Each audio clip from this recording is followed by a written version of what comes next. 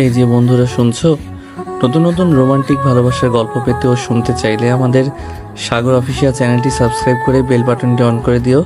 Like comment করতে মোটেও ভুলবেন না কিন্তু। ধন্যবাদ সবাইকে। ঢাকা থেকে খুলনা আসতেছিলাম বাসে। আমার ঠিক সামনের সিট থেকে কান্নার আওয়াজ শুনতে পাচ্ছি। কান্নার আওয়াজ শুনে মনে হলো একটা মেয়ে কান্না করতেছে। পাশের সিটে একজন মধ্যবয়স্ক লোক বসা। আমার মনে একটু সন্দেহ হলো, কেননা টিভি নিউজে মাঝে মাঝে দেখি মেয়ে মানুষকে পাচার করে, রেপ করে, বিক্রি করে। আমি একটু ভালো করে কান পেতে শুনতেছিলাম। লোকটি মেয়েটাকে বলতেছে, চুপ কর সেমরি, তোরে আমার আনাই ভুল হয়েছে। হালারে কত কইরা কইলাম এই সেমরি আমার লাগবো না, তাও তোরে আমারে দিয়া দিল। এখন চুপচাপ বইসা থাক, নইলে কিন্তু তোরে আবার দিয়ামু। তারপর মেয়েটা আস্তে আস্তে কান্না করতে লাগলো। একটু পর লোকটি আবার মেয়েটাকে বলতেছে, ওইনে যাইয়া ভালো মতো কাম করবি, নইলে কিন্তু তোরে ওরা মাইরা ফেলবে। আর এই বালের কান্নাকাটি বন্ধ কর, নইলে কিন্তু। এইবার আমি কনফার্ম হলাম এই মেয়েটা কোনো খারাপ লোকের পাল্লায় পড়ছে। বাস চলেছে আর আমি সময়ের অপেক্ষায় আছি, কখন মেয়েটার সাথে কথা বলা যাবে। বাস যখন মাওয়াঘাটে পৌঁছালো তখন মাওয়াঘাটে প্রচুর জ্যাম। কমপক্ষে 4 থেকে 5 ঘন্টা সময় লাগবে। আর ঘাটে যে ফেরি আছে ওইটা 1 ঘন্টা পর ছাড়বে। তার মানে আমরা পরে যে ফেরি আসবে সেই ফেরিতে যাওয়া লাগবে জ্যামের কারণে। বাসের ভিতর গরমের কারণে অনেক যাত্রী বাইরে বের হচ্ছে। কিছুক্ষণ পর ওই লোকটা বাইরে বের হলো। আমি এই রকমই একটা সময়ের অপেক্ষা করতেছিলাম। আমি মেয়েটার পাশের সিটে বসলাম, মেয়েটার দিকে তাকালাম। মেয়েটা বোরকা পরা, শুধু তার চোখটা দেখা যাচ্ছে। চোখটা রক্তের মতো লাল। অনেক কেঁদেছে মেয়েটা। আমি মেয়েটাকে বললাম, কোনো সমস্যা? মেয়েটা মাথা নাড়িয়ে না বলল। আমি বললাম, যদি কোনো সমস্যা থাকে বলতে পারেন। মেয়েটা কিছুক্ষণ চুপ থেকে বলল, সমস্যা বলে কি হবে, যে সমস্যার কোনো সমাধান নাই? আগে বলবেন তো, দেখি সমাধান করা যায় কি না। আমাকে বিক্রি করে দিছে খারাপ জায়গায়, সেখানে আমাকে নিয়ে যাওয়া হচ্ছে। আপনাকে কে বিক্রি করে দিয়েছে? আর আপনার পরিবার কোথায় থাকে? মেয়েটা বলল, আমার পরিবার বলতে কেউই নেই, আমি একটা এতিম মেয়ে। আর যারা আমাকে বিক্রি করছে তাদের আমি কাউকে চিনি না, কিন্তু তাদের মধ্যে একজন পুলিশ ছিল।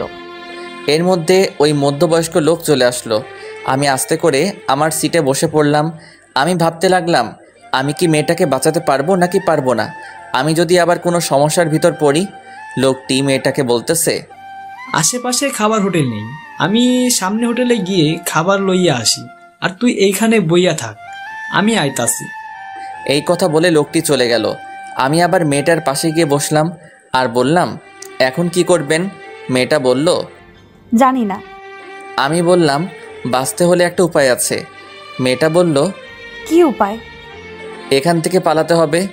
কিন্তু আমি পালিয়ে কোথায় যাব?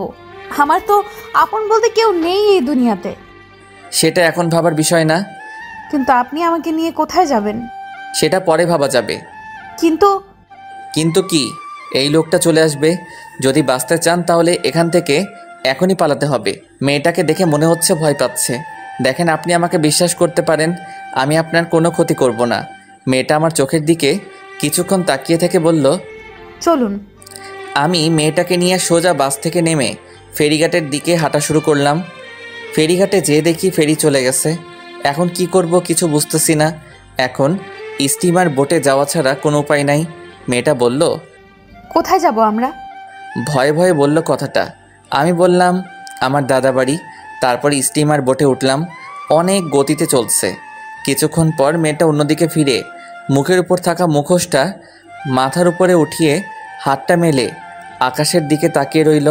তারপর মেয়েটা মুখোশটা ঠিক করে আমার পাশে এসে বলে, জানেন, আমি এই প্রথম নদী দেখলাম। মানে? আপনি আগে পরে কখনো নদী দেখেন নাই? না, আমি সব সময় এতিমখানার ভেতরেই থাকতাম। আপনার আপন বলতে কেউ কি নেই? জানি না আছে কিনা। বলেই মেয়েটা কান্না করতে লাগলো।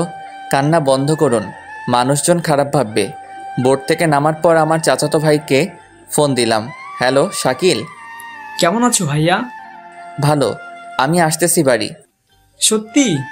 হুম। এই কে কে আসবে? একটা মেয়ে আছে, আমার সাথেও আসবে। কে ভাইয়া মেয়েটা? আমি আসি, তারপর বলবানি। থাক, আর বলা লাগবে না, আমি বুঝছি। কি বোঝো? বলার আগে ফোনটা কেটে দিল। তারপর মেয়েটাকে বললাম, কিছু খাবেন? মেয়েটা মাথা নাড়িয়ে না বলল। তারপর আমি জোর করে হোটেলে নিয়ে গেলাম। মহিলা ওয়াশরুম দেখিয়ে দিয়ে বললাম, হাত মুখ ধুয়ে টেবিলে আসুন। আমিও হাত মুখ ধুয়ে খাবার টেবিলে আসলাম। ওয়েটার টেবিলে খাবার দিতেছে। এর ভিতর মেয়েটা আমাকে বলল, আমি কি এখানে বসে খাবো? তো কোথায় বসে খাবেন? না, আমি এখানে বসে খাবো না। কেন? এখানে অনেক লোকজন আর পুরুষ আছে, তাই। আমি আর কোনো কথা বললাম না। ওয়েটারকে বললাম, ভাই এখানে কোনো আলাদা খাবার জায়গা আছে? আছে। আপনি ওনাকে ওইখানে নিয়ে যান আর ওনার খাবারটা ওখানে দিয়ে আসেন। ওকে। তারপর মেয়েটাকে বললাম, আপনি এইখানে যেয়ে খেয়ে আসুন। মেয়েটা কিছুক্ষণ তাকিয়ে থেকে চলে গেল। খাওয়া দাওয়া শেষে বাসে উঠলাম দাদাবাড়ি যাওয়ার জন্য। রাত 8টার সময় দাদাবাড়ি পৌঁছালাম। বাড়ির ভিতর ঢুকে আমি একটু অবাক হলাম। আমার দাদা দাদি, 4 চাচা চাচি, 2 ফুপু ভাই বোনে পুরা ঘর ভরা। শাকিল আমার পাশে এসে বলল, চলো ভাইয়া। বলে একটা রুমে নিয়ে যেতেছিল। আমি মেয়েটাকে দেখিয়ে শাকিলকে বললাম, ওই শাকিল। আর ও আপুকে ডাক দিয়ে বলল, আপু, তুই ভাইয়াকে নিয়ে যা। ভাবি মানে? শাকিল মুচকি মুচকি হাসতেছে। আমি মেয়েটাকে বললাম, এনাদের সামনে একটু কান্না করবেন না। মেয়েটা মাথা নাড়িয়ে ঠিক আছে জানালো। আপু আমার সামনে এসে বলতেছে, অনেক বড় হয়ে গেছিস। মানে? মেয়েটাকে দেখিয়ে এই যে বলে আপু মেয়েটাকে নিয়ে অন্য রুমে চলে গেল। আমি রুমে এসে ফ্রেশ হয়ে বের হওয়ায় শাকিল আমার হাতে একটা পাঞ্জাবি দিয়ে বলল, পরো এটা। আমি বললাম না আমার জামা কাপড় ব্যাগে আছে। তারপরেও পরো, দাদা পড়তে বলেছে। আমি পরে বের হলাম। তারপর দাদার পাশে বসলাম। দাদাকে বললাম, কেমন আছো? তারপর দাদা আমাকে জড়িয়ে ধরে কান্না করতে লাগলো আর বলল, তোর মা বাপ এখন আমার উপর অভিমান করে আছে। আমি ফোন করেছিলাম তোর আব্বু আম্মুকে, তারা সকালে আসতেছে। আমি অবাক হয়ে গেলাম। এই 21 বছর পর দাদা আমার আব্বু আম্মুর সাথে কথা বলল। আমার মা বাবা প্রেম করে বিয়ে করছিল বলে মেনে নেয়নি। আমার দাদা তার ভাইয়ের মেয়ের সাথে আব্বুর বিয়ে ঠিক করছিল, কিন্তু আমার আব্বু বিয়ের 3 দিন আগে পালিয়ে বিয়ে করে। তারপর দাদার কাছে আসছিল, দাদা মেনে নেয়নি। আরও অনেক কথা অন্য একদিন বলবো। তারপরে সবার সাথে কথা বললাম। মেজো চাচিকে জিজ্ঞাসা করলাম, চাচা কই? অফিসে। আমার মেজো চাচা কাজী। এত রাতে অফিসে? এখনই চলে আসবে। তারপর দাদি আমাকে বলল, মেয়েটার নাম কি? আপু চিল্লাইয়া বলল, রোজা। সবাই মেয়েটার প্রশংসা করতে লাগলো। আমি একটু রুমের বাইরে এসে রিয়াকে ফোন দিলাম। কোথায় তুমি? দাদা বাড়ি। তোমার না খুলনা আসার কথা ছিল? একটু সমস্যা হয়েছে, তাই দাদা বাড়ি আসলাম। কি সমস্যা হইছে? তুমি ঠিক আছো তো? তেমন কিছু হয় নাই। তোমার পরীক্ষা কেমন হলো? ভালো। শোয়ান, দাদা ডাকতাছে। আমি রিয়াকে বললাম, পরে ফোন দিব। কাল আমার পরীক্ষা নাই, আজ সারা রাত কথা বলবো। আচ্ছা, আমি পরে ফোন দিচ্ছি। Okay. I love you. I love you too. Bye. রুমের ভিতর এসে দেখি মেজো চাচা এসে পড়ছে। সবাই অনেক খুশি। আমাকে দেখে সবাই হাসতেছে। আমি দাদির পাশে বসলাম।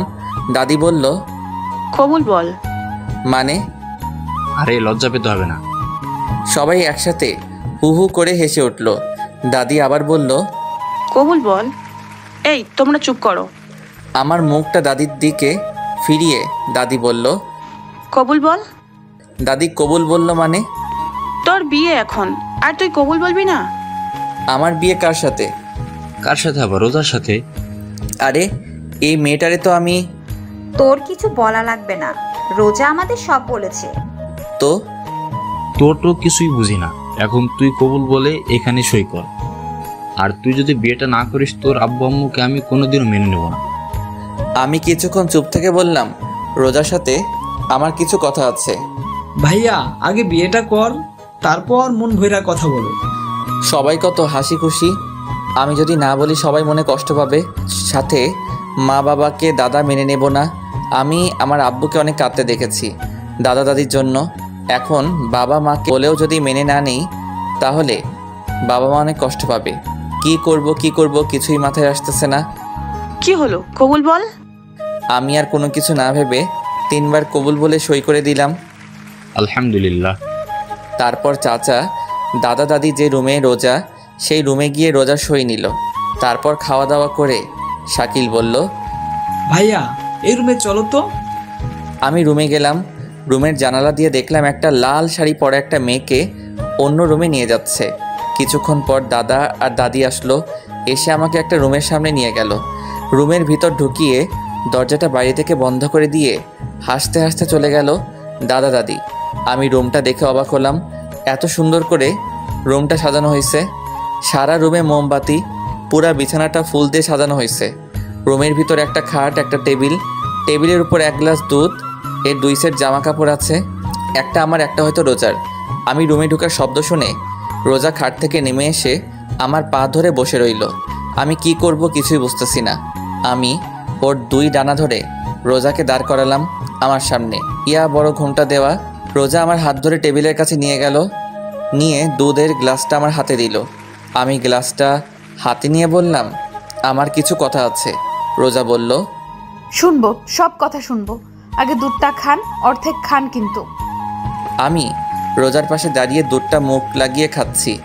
অর্ধেকের বেশি খাওয়ার সাথে সাথে রোজা একটু উঁচু হয়ে হাত ধরে দুধের গ্লাসটা মুখের থেকে 2 আঙ্গুল দূরে সরিয়ে রেখে বলল, অর্ধেক খেতে বলছি না? আমার হাত এখনো ধরা। আমি ওর দিকে তাকিয়ে আছি। ঘুমটার আড়ালে শুধুমাত্র ওর ঠোঁটটা দেখা যাচ্ছে, ঠোঁটের নিচে ছোট একটা তিল, যা ওর ঠোঁটের সৌন্দর্যকে আরও বাড়িয়ে দিচ্ছে। আমি আস্তে আস্তে দুধের গ্লাসটা রোজার হাতে দিলাম। রোজা দুধটা খেয়ে আবার আমার হাত ধরে খাটের কাছে নিয়ে গেল। আমি খাটের এক পাশে বসে রোজাকে অন্য পাশে বসতে বললাম। ও এখনও ঘুমটা দেওয়া। চুপচাপ 2 জন বসে আছি। নীরবতা ভেঙে আমি বললাম, কি থেকে কি হয়ে গেল, তাই না? কিন্তু আল্লাহ যা করে ভালোর জন্যই করে। আপনাকে কিছু কথা বলার ছিল। বলেন। আমি একজনকে ভালোবাসি। 4 বছরের সম্পর্ক আমাদের। আমার বাবা মা জানে। ওর পরীক্ষা চলতেছে, পরীক্ষা শেষ হলে আমাদের বিয়েটা হওয়ার কথা ছিল, কিন্তু আপনার সাথে বিয়েটা হয়ে গেল। আপনি তো না বলতে পারতেন। কিন্তু এই কারণে আপনাকে আমার বিয়ে করা লাগছে। আমি কিছুদিন পর আপনাকে ডিভোর্স দিয়ে দিব। রোজা একটু হেসে বলল, বিয়েটা হতে পারলো না, এরই মধ্যে ডিভোর্স? আমি কিছুক্ষণ চুপ থেকে বললাম, আপনি চিন্তা করবেন না, আমি আপনার থাকা খাওয়ার একটা ব্যবস্থা করে দিব। আপনি আমাকে একবার দেখেন তো। দেখে কি হবে? থাক, দেখা লাগবে না। আপনার আর কিছু বলার থাকলে বলতে পারেন। বলার মতো কথা অনেক আছে, কিন্তু অধিকার নাই। কথা বলতে কোনো অধিকার লাগে না। একটা কথা বলবো, রাখবেন? এই কথাটাই অধিকার আছে। রাখবেন কিনা বলেন? বলেন। আপনি আমাকে নাম ধরে ডাকবেন আর তুমি করে বলবেন। শুধু এইটুকু? আচ্ছা, এবার আপনি ঘুমান। আবার আপনি? সরি, এবার তুমি ঘুমাও। আপনি কি করবেন? মুস্কানের সাথে একটু কথা বললো। এই মুস্কানকে? আরে বললাম না, আমার প্রেমিকার কথা। ওর নাম মুস্কান। ও, তা ঘুমাও তুমি। আপনি কিন্তু একবারও আমার মুখটা দেখলেন না। না দেখাটাই ভালো। রোজা শুয়ে পড়লো। ঘরের মোমবাতিগুলা আস্তে আস্তে নিভতে শুরু করছে। আমি টেবিলের উপর বসে ফোনটা হাতে নিয়ে লক করলাম, আর দেখতে পেলাম 75+ মিসড কল, 93+ SMS। তাই রিয়াকে ফোন দিলাম। সাথে সাথে ফোন ধরে বলল, তুমি ঠিক আছো তো? ঠিক আছি। কেন, কি হয়েছে? আমার কেন জানি মনে হচ্ছে তুমি আর আমার নেই। আরে পাগলি, আমি একটু দূরে আছি, তার জন্য তোমার এরকম মনে হচ্ছে। তুমি এতক্ষণ ফোন ধরো নাই কেন? ফোন চার্জে ছিল। কথা বলতে বলতে টেবিলের উপর দেয়ালের সাথে হেলান দিয়ে ঘুমিয়ে পড়ছি। এই যে শুনছেন, ওঠেন, উঠে বিছানায় আসেন। প্রায় মধ্যরাত। তখন মোমবাতি হাতে নিয়ে একটা লাল বেনারসি পরা পরী আমার সামনে দাঁড়িয়ে আছে। টানা টানা চোখ, লম্বা নাক, আকর্ষণ করার মতো ঠোঁট, সাথে ঠোঁটের নিচের তিলটা। আমি হাঁ হয়ে ওর দিকে তাকিয়ে আছি। মশা ঢুকবে মুখে। ও মা, হা করে কি দেখেন? আমি একটু লজ্জা পেয়ে বললাম, কই কিছু না তো। রোজা হাসতে হাসতে বলল, খাটে এসে ঘুমান। আবার আমি বলছি না তুমি করে বলতে? একদম আমার মুখের কাছে মুখ নিয়ে কথাটা বলল রোজা। মানে তোমার সাথে এক বিছানায় ঘুমাবো। তো কোথায় ঘুমাবেন? আমি আপনার বউ, আপনি ঘুমাবেন না তো কে ঘুমাবে আমার সাথে? কিন্তু তোমাকে তো বউ হিসেবে মানি না। আপনি না মানলে কি হবে?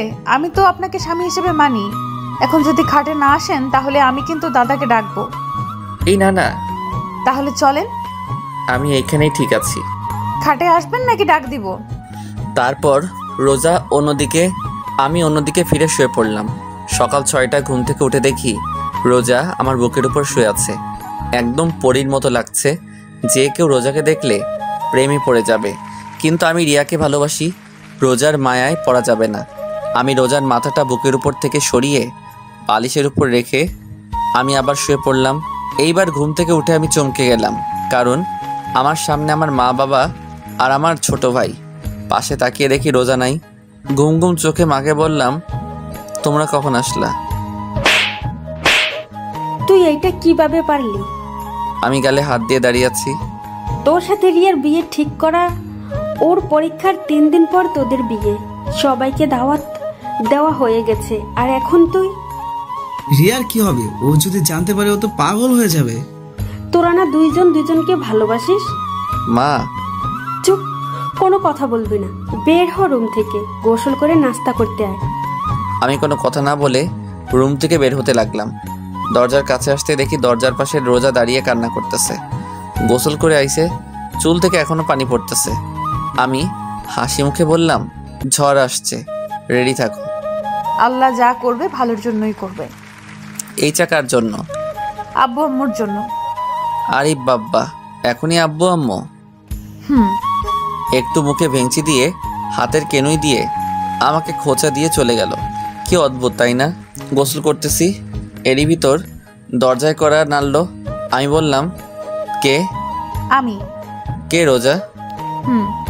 কি বলো? আপনার ফোন বাজতেছে, কে যেন ফোন করছে। আমি দরজাটা একটু খুলে ফোনটা নিলাম, সাথে সাথে আবার রিয়ার ফোন। হ্যালো। আমার না কোনো কিছু ভালো লাগতেছে না। কেন, কি হয়েছে? জানি না, কিন্তু কিরকম জানি লাগতেছে। আরে পাগলি, তোমার পরীক্ষা চলতেছে তো তাই এরকম লাগতেছে। সব ঠিক হয়ে যাবে। হুম।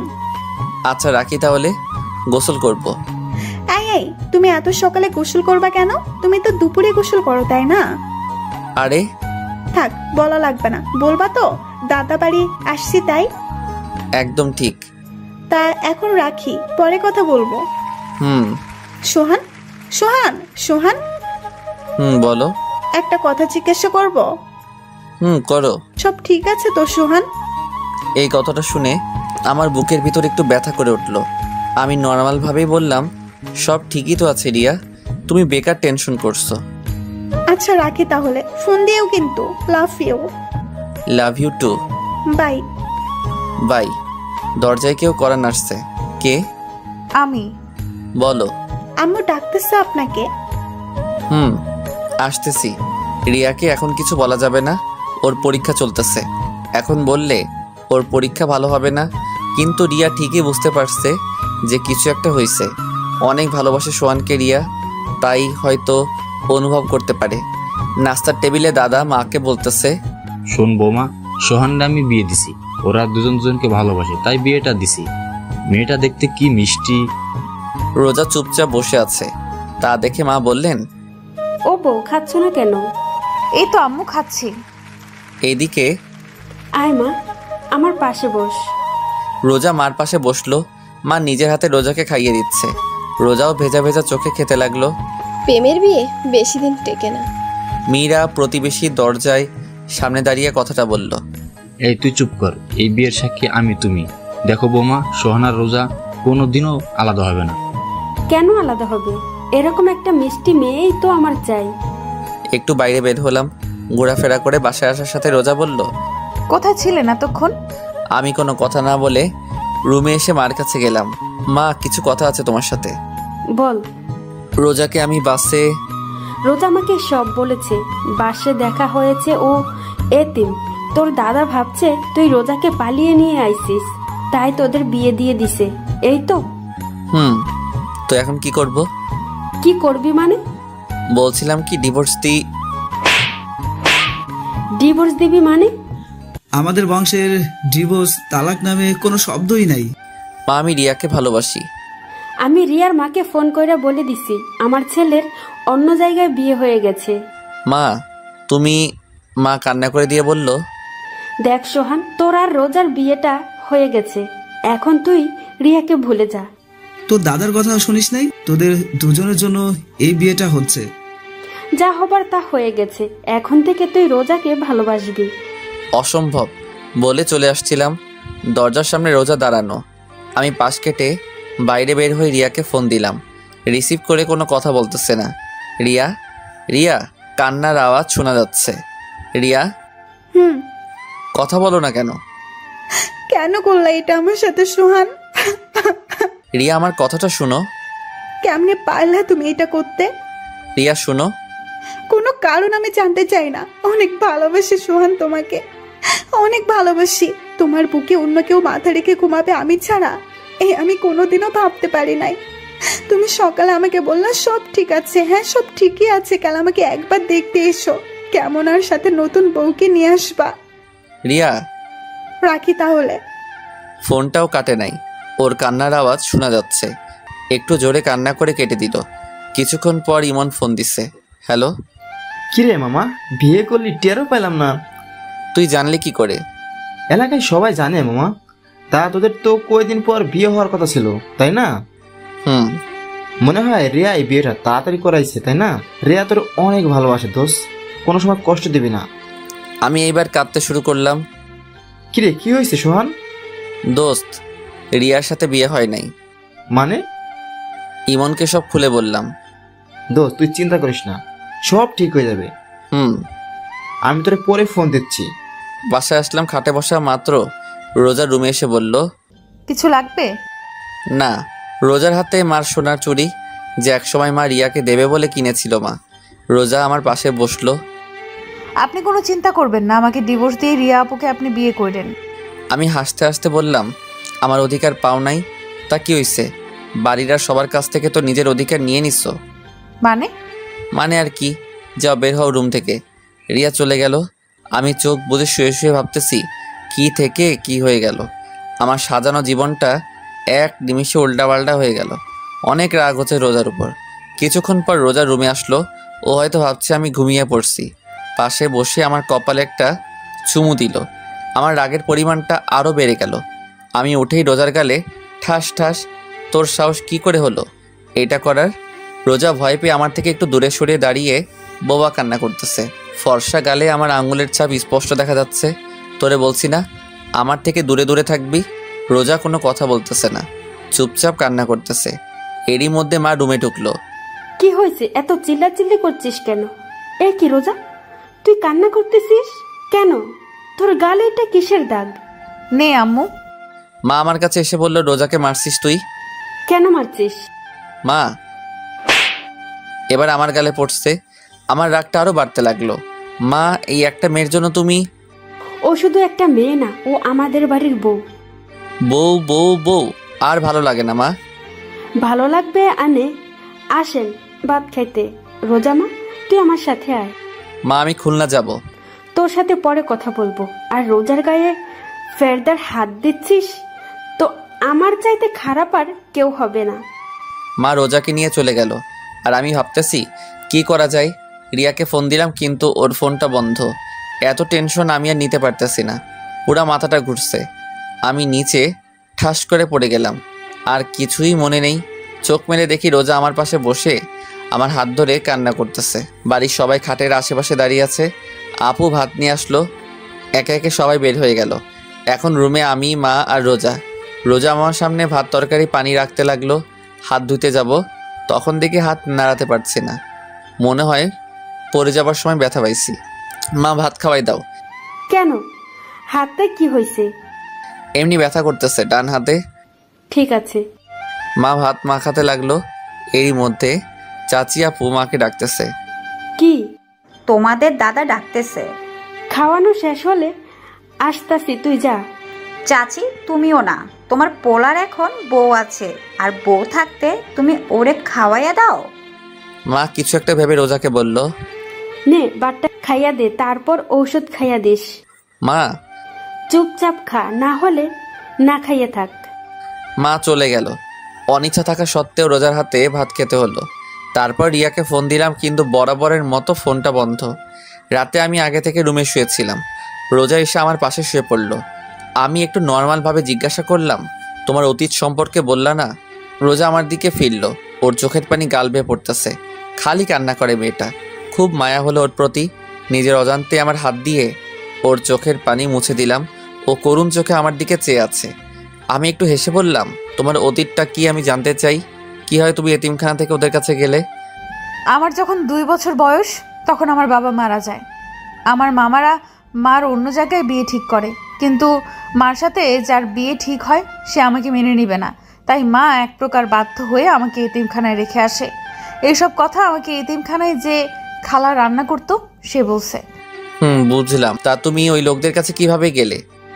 এতিমখানার মালিক মারা যাওয়ার পর কিছু বড় বড় নেতার চোখ পড়ে এতিমখানায়। এখানেই নাকি মার্কেট হবে। এতিমখানায় যত লোক ছিল তাদের মধ্যে শুধু আমিই বড় ছিলাম, আর সবাই ছোট ছোট। সবাইকে আলাদা আলাদা এতিমখানায় শিফট করা হয়, কিন্তু একটা পুলিশ আমাকে ওই লোকটার কাছে বিক্রি করে দিছে। তারপর আপনার সাথে দেখা। বলে কান্না করতে লাগলো। তোমাকে বলছি না এই কান্নাকাটি একদম আমার সামনে করবা না। ও কান্না থামিয়ে বলল, আপনি রিয়া আপুকে বিয়ে করেন, কিন্তু আমারে তারাই দিবেন না। আপনার ঘরের এক কোনায় একটু জায়গা দিয়েন। আপনি তো জানেন আমার থাকার কোনো জায়গা নাই। আমি কি বলবো কিছুই মাথায় আসতেছে না। আচ্ছা ঠিক আছে, তুমি ঘুমাও তাহলে। আমি বারান্দায় এসে রিয়াকে ফোন দিলাম, কিন্তু ফোন এখনো বন্ধ। আমি এসে বিছানায় শুয়ে পড়লাম।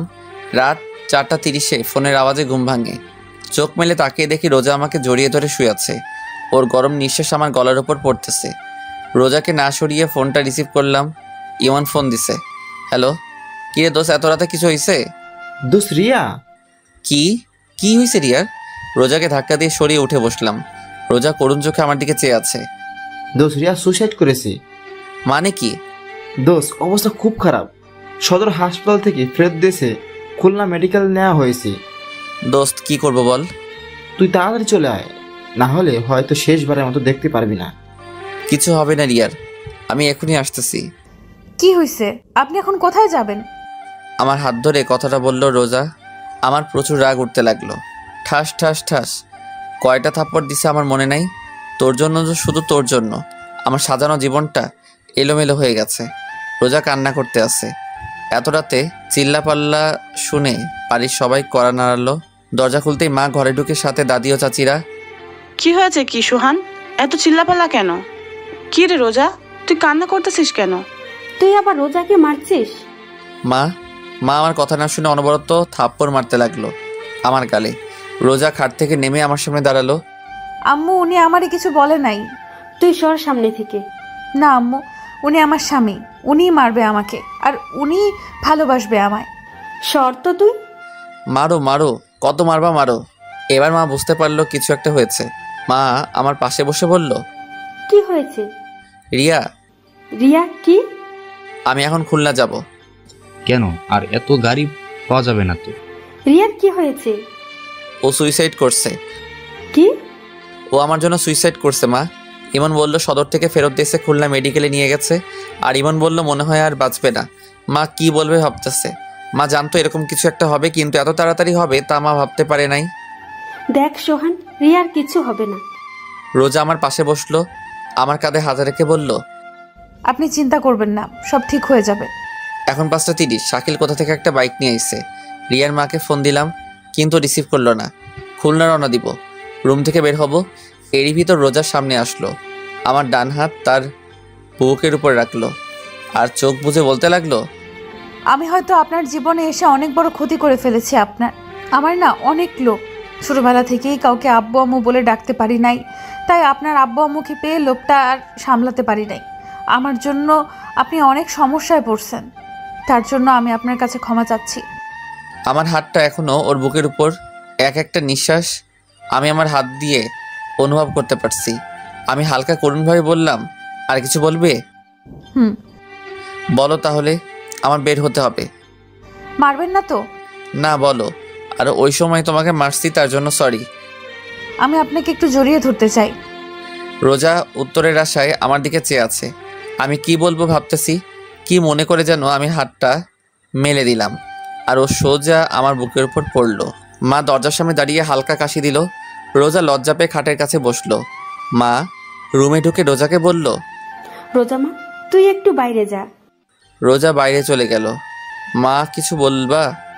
দেখ সোহান, তুই রিয়াকে ভালোবাসিস, তোর ভালোবাসাকে আমি আর তোর আব্বুর সম্মান করি বলে আমরা তোর আর রিয়ার বিয়ে ঠিক করি।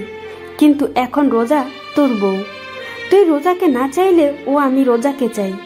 শুধু আমি না, বরং বাড়ির সবাই রোজাকে তোর পাশে দেখতে চাই।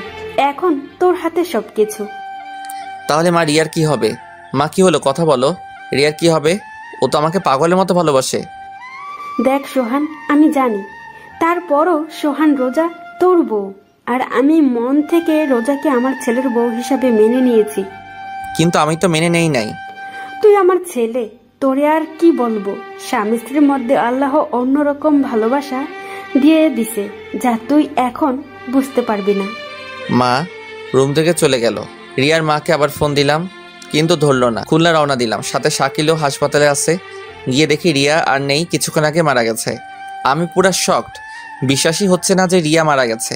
আমার চোখ থেকে অনবরত পানি পড়তেছে। রিয়ার মা রিসিপশনে নার্সের সাথে কথা বলতেছে।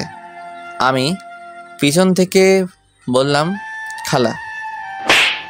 রিয়ার মা মারলো আমাকে, এত জোরে থাপ্পড়টা মারছে আমি নিচে ফ্লোরে আছড়ে পড়লাম। ঠোঁট ফেটে গেছে, রক্ত পড়তেছে। শাকিল এসে আমাকে দাঁড় করালো। খালা রিয়া কোনো কথা বলতেছে না, নীরবে কান্না করতেছে। মা চলো। রিয়ার মা কাঁদতে কাঁদতে রিয়ার ভাইয়ের পিছু পিছু চলে গেল। আমি কান্না করতেছি না, কিন্তু আমার চোখ থেকে পানি পড়তেছে। রিয়ার মার পিছু পিছু চলতে লাগলাম। তারা একটা অ্যাম্বুলেন্সে উঠতে লাগলো। আমি দৌড়ে অ্যাম্বুলেন্সের পাশে গেলাম। খালা রিয়া। তোর ওই পাপি মুখে রিয়ার নাম আর নিস না। খালা। ঠাস করে অ্যাম্বুলেন্সের দরজাটা বন্ধ করে তারা চলে গেল। আমি বসে পড়ে চিৎকার করে কান্না করতে লাগলাম।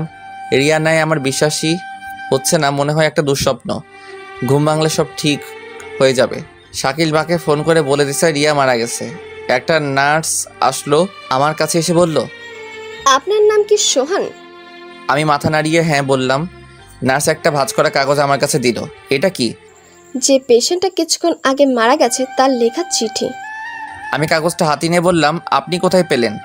পেশেন্ট যখন মৃত্যুশয্যায় ছিল তখন তার মার কাছে কাগজটা দিয়েছিল আর বলেছিল এটা সোহানকে দিতে, কিন্তু পেশেন্ট মারা যাওয়ার পর পেশেন্টের মা কাগজটা ডাস্টবিনে ফেলে দেয়। আমি ডাস্টবিন থেকে উঠিয়ে আমার কাছে রেখে দিই, আর আপনাকে দেখে মনে হলো আপনি সোহান, তাই দিলাম। আমি কান্না করতে করতে বললাম, ধন্যবাদ আপনাকে।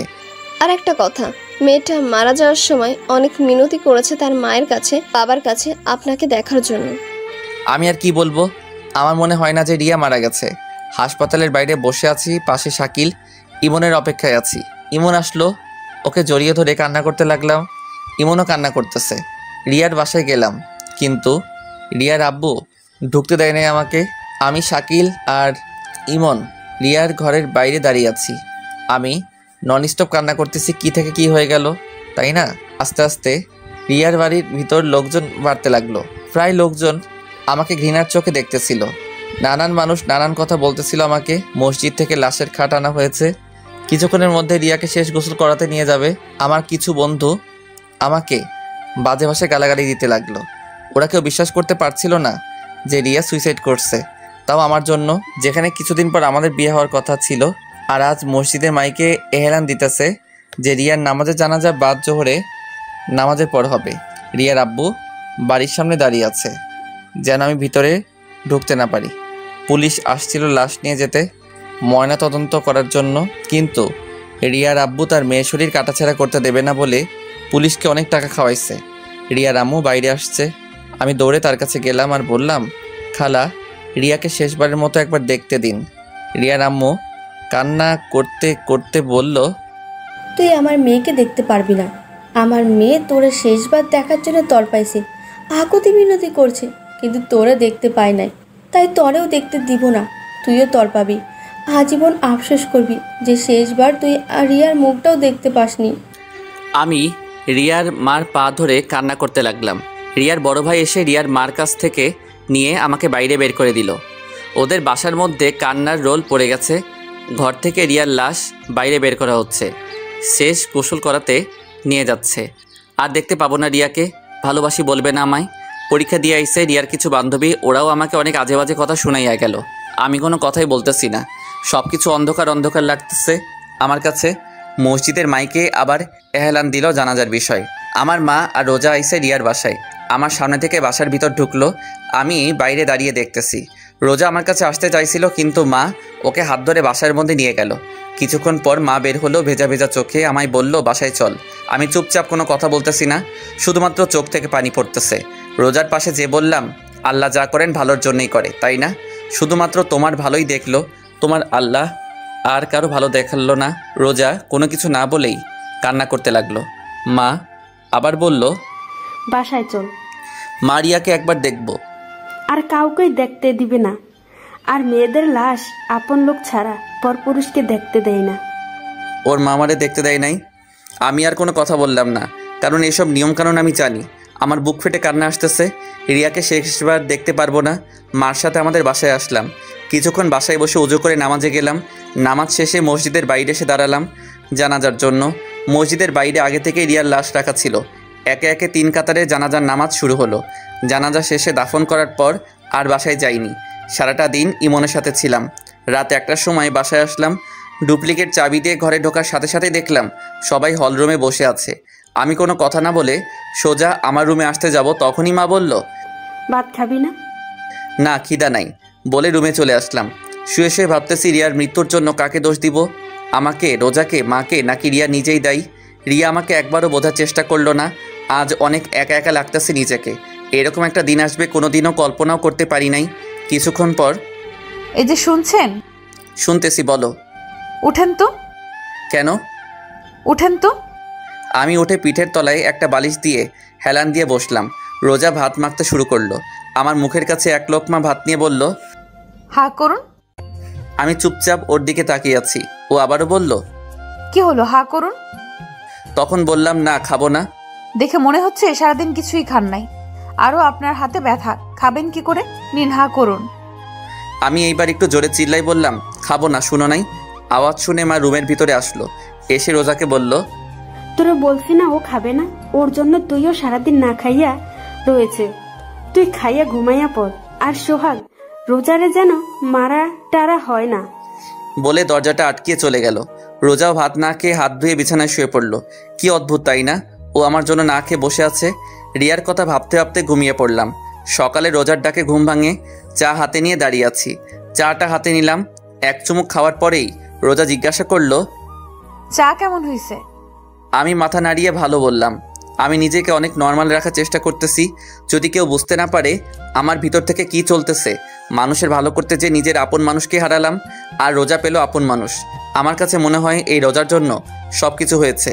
না ওর সাথে আমার দেখা হতো, না ওর জন্য আজ এই দিন দেখতে হতো। রোজা রোজা রোজা, কি করব ওকে? আমার মাথায় কাজ করতেছে না। ফ্রেশ হয়ে নাস্তা না করে বাসা থেকে বের হতে যাব, এর মধ্যে রোজা আমার সামনে এসে দাঁড়ালো আর বলল, কোথায় যান? নাস্তা করবেন না? না। ও আমার হাত ধরে নাস্তার টেবিলে নিয়ে যেতে লাগলো। আমার এত পরিমাণ রাগ হলো যে ওর গালে ঠাস ঠাস করে 2টা থাপ্পড় দিয়ে দিলাম। রোজা আমার হাত ছেড়ে দিয়ে ছলছল চোখে আমার দিকে চেয়ে আছে। তুই এই বাড়ির বউ, আমার বউ না। এই কথাটা সবসময় মনে থাকে যেন। চলে আসার সময় মা রুমের দিকে তাকিয়ে দেখি মা আরও আমার দিকে চেয়ে রইছে। বাইরে বের হয়ে দেখি রিয়ার ছোট ভাই বাসার গেটের সামনে দাঁড়িয়ে আছে, হাতে একটা ব্যাগ নিয়ে। ওর পাশে যেয়ে দাঁড়ালাম। ও নিচের দিকে চেয়ে আছে। কিছু বলবি আরিয়ান? ও তখন কাঁদতে কাঁদতে আমাকে জড়িয়ে ধরলো। কিছুক্ষণ পর ছেড়ে দিয়ে ব্যাগটা আমার হাতে দিল। আমি হাতে নিয়ে বললাম, কি এতে? ও কাঁদতে কাঁদতে বলল, এটা আপুর ডায়েরি। তুমি যে শাড়ি দিছো সেই শাড়িটা। আমি জানি তুমি আপুকে অনেক ভালোবাসো, কিন্তু কি থেকে কি হয়ে গেল। আমি জানি তুমি অন্যায় কিছু করনি, কারণ তুমি আপুকে অনেক ভালোবাসতা। চাইছিলাম ডায়েরিটা আমার কাছে রেখে দেবো, কিন্তু ডায়েরির প্রথম পাতায় লেখা, এই ডায়েরিটা শুধুমাত্র তোমার ধরাছোঁয়া পড়ার অধিকার আছে, তাই তোমার কাছেই দিতে আসলাম। কি বলবো, আমার মাথায় কিছুই আসতেছে না। আমি ওকে জড়িয়ে ধরে কান্না করতে লাগলাম আর বলতে লাগলাম, তুই আমারে মাফ করে দিস। আজ আমার জন্য তোর বোন। তুমি কোনো কিছু করো নাই, আমি জানি। বলে দৌড়াতে দৌড়াতে চলে গেল আরিয়ান। পিছন থেকে অনেক ডাক দিছিলাম, কিন্তু ফিরল না। ব্যাগটা হাতে নিয়ে ইমনের বাসায় গেলাম। যে দেখি ও এখন ঘুমে। ডাক দেওয়ার সাথে সাথে উঠে বসলো আর হাসি মুখে বলল, কিরে মামা, এত সকাল সকাল? এমনি আসলাম। সারাটা দিন ওর সাথে ঘুরলাম, কারণ নিজেকে ব্যস্ত রাখার চেষ্টা করতেছি। রিয়ার কথা যেন মনে না পড়ে, মনে পড়লে কান্না আসে। কেন ও আমাকে রেখে চলে গেল? ও কি আমাকে একটু বিশ্বাস করতো না? রিয়ার কথা যেন মনে না পড়ে, তাই নিজেকে ব্যস্ত রাখতেছি। রাত 11টার দিকে বাসায় আসলাম। দরজায় টোকা দেওয়ার সাথেই দরজা খুলে দিল। রোজা হয়তো আমার অপেক্ষায় ছিল।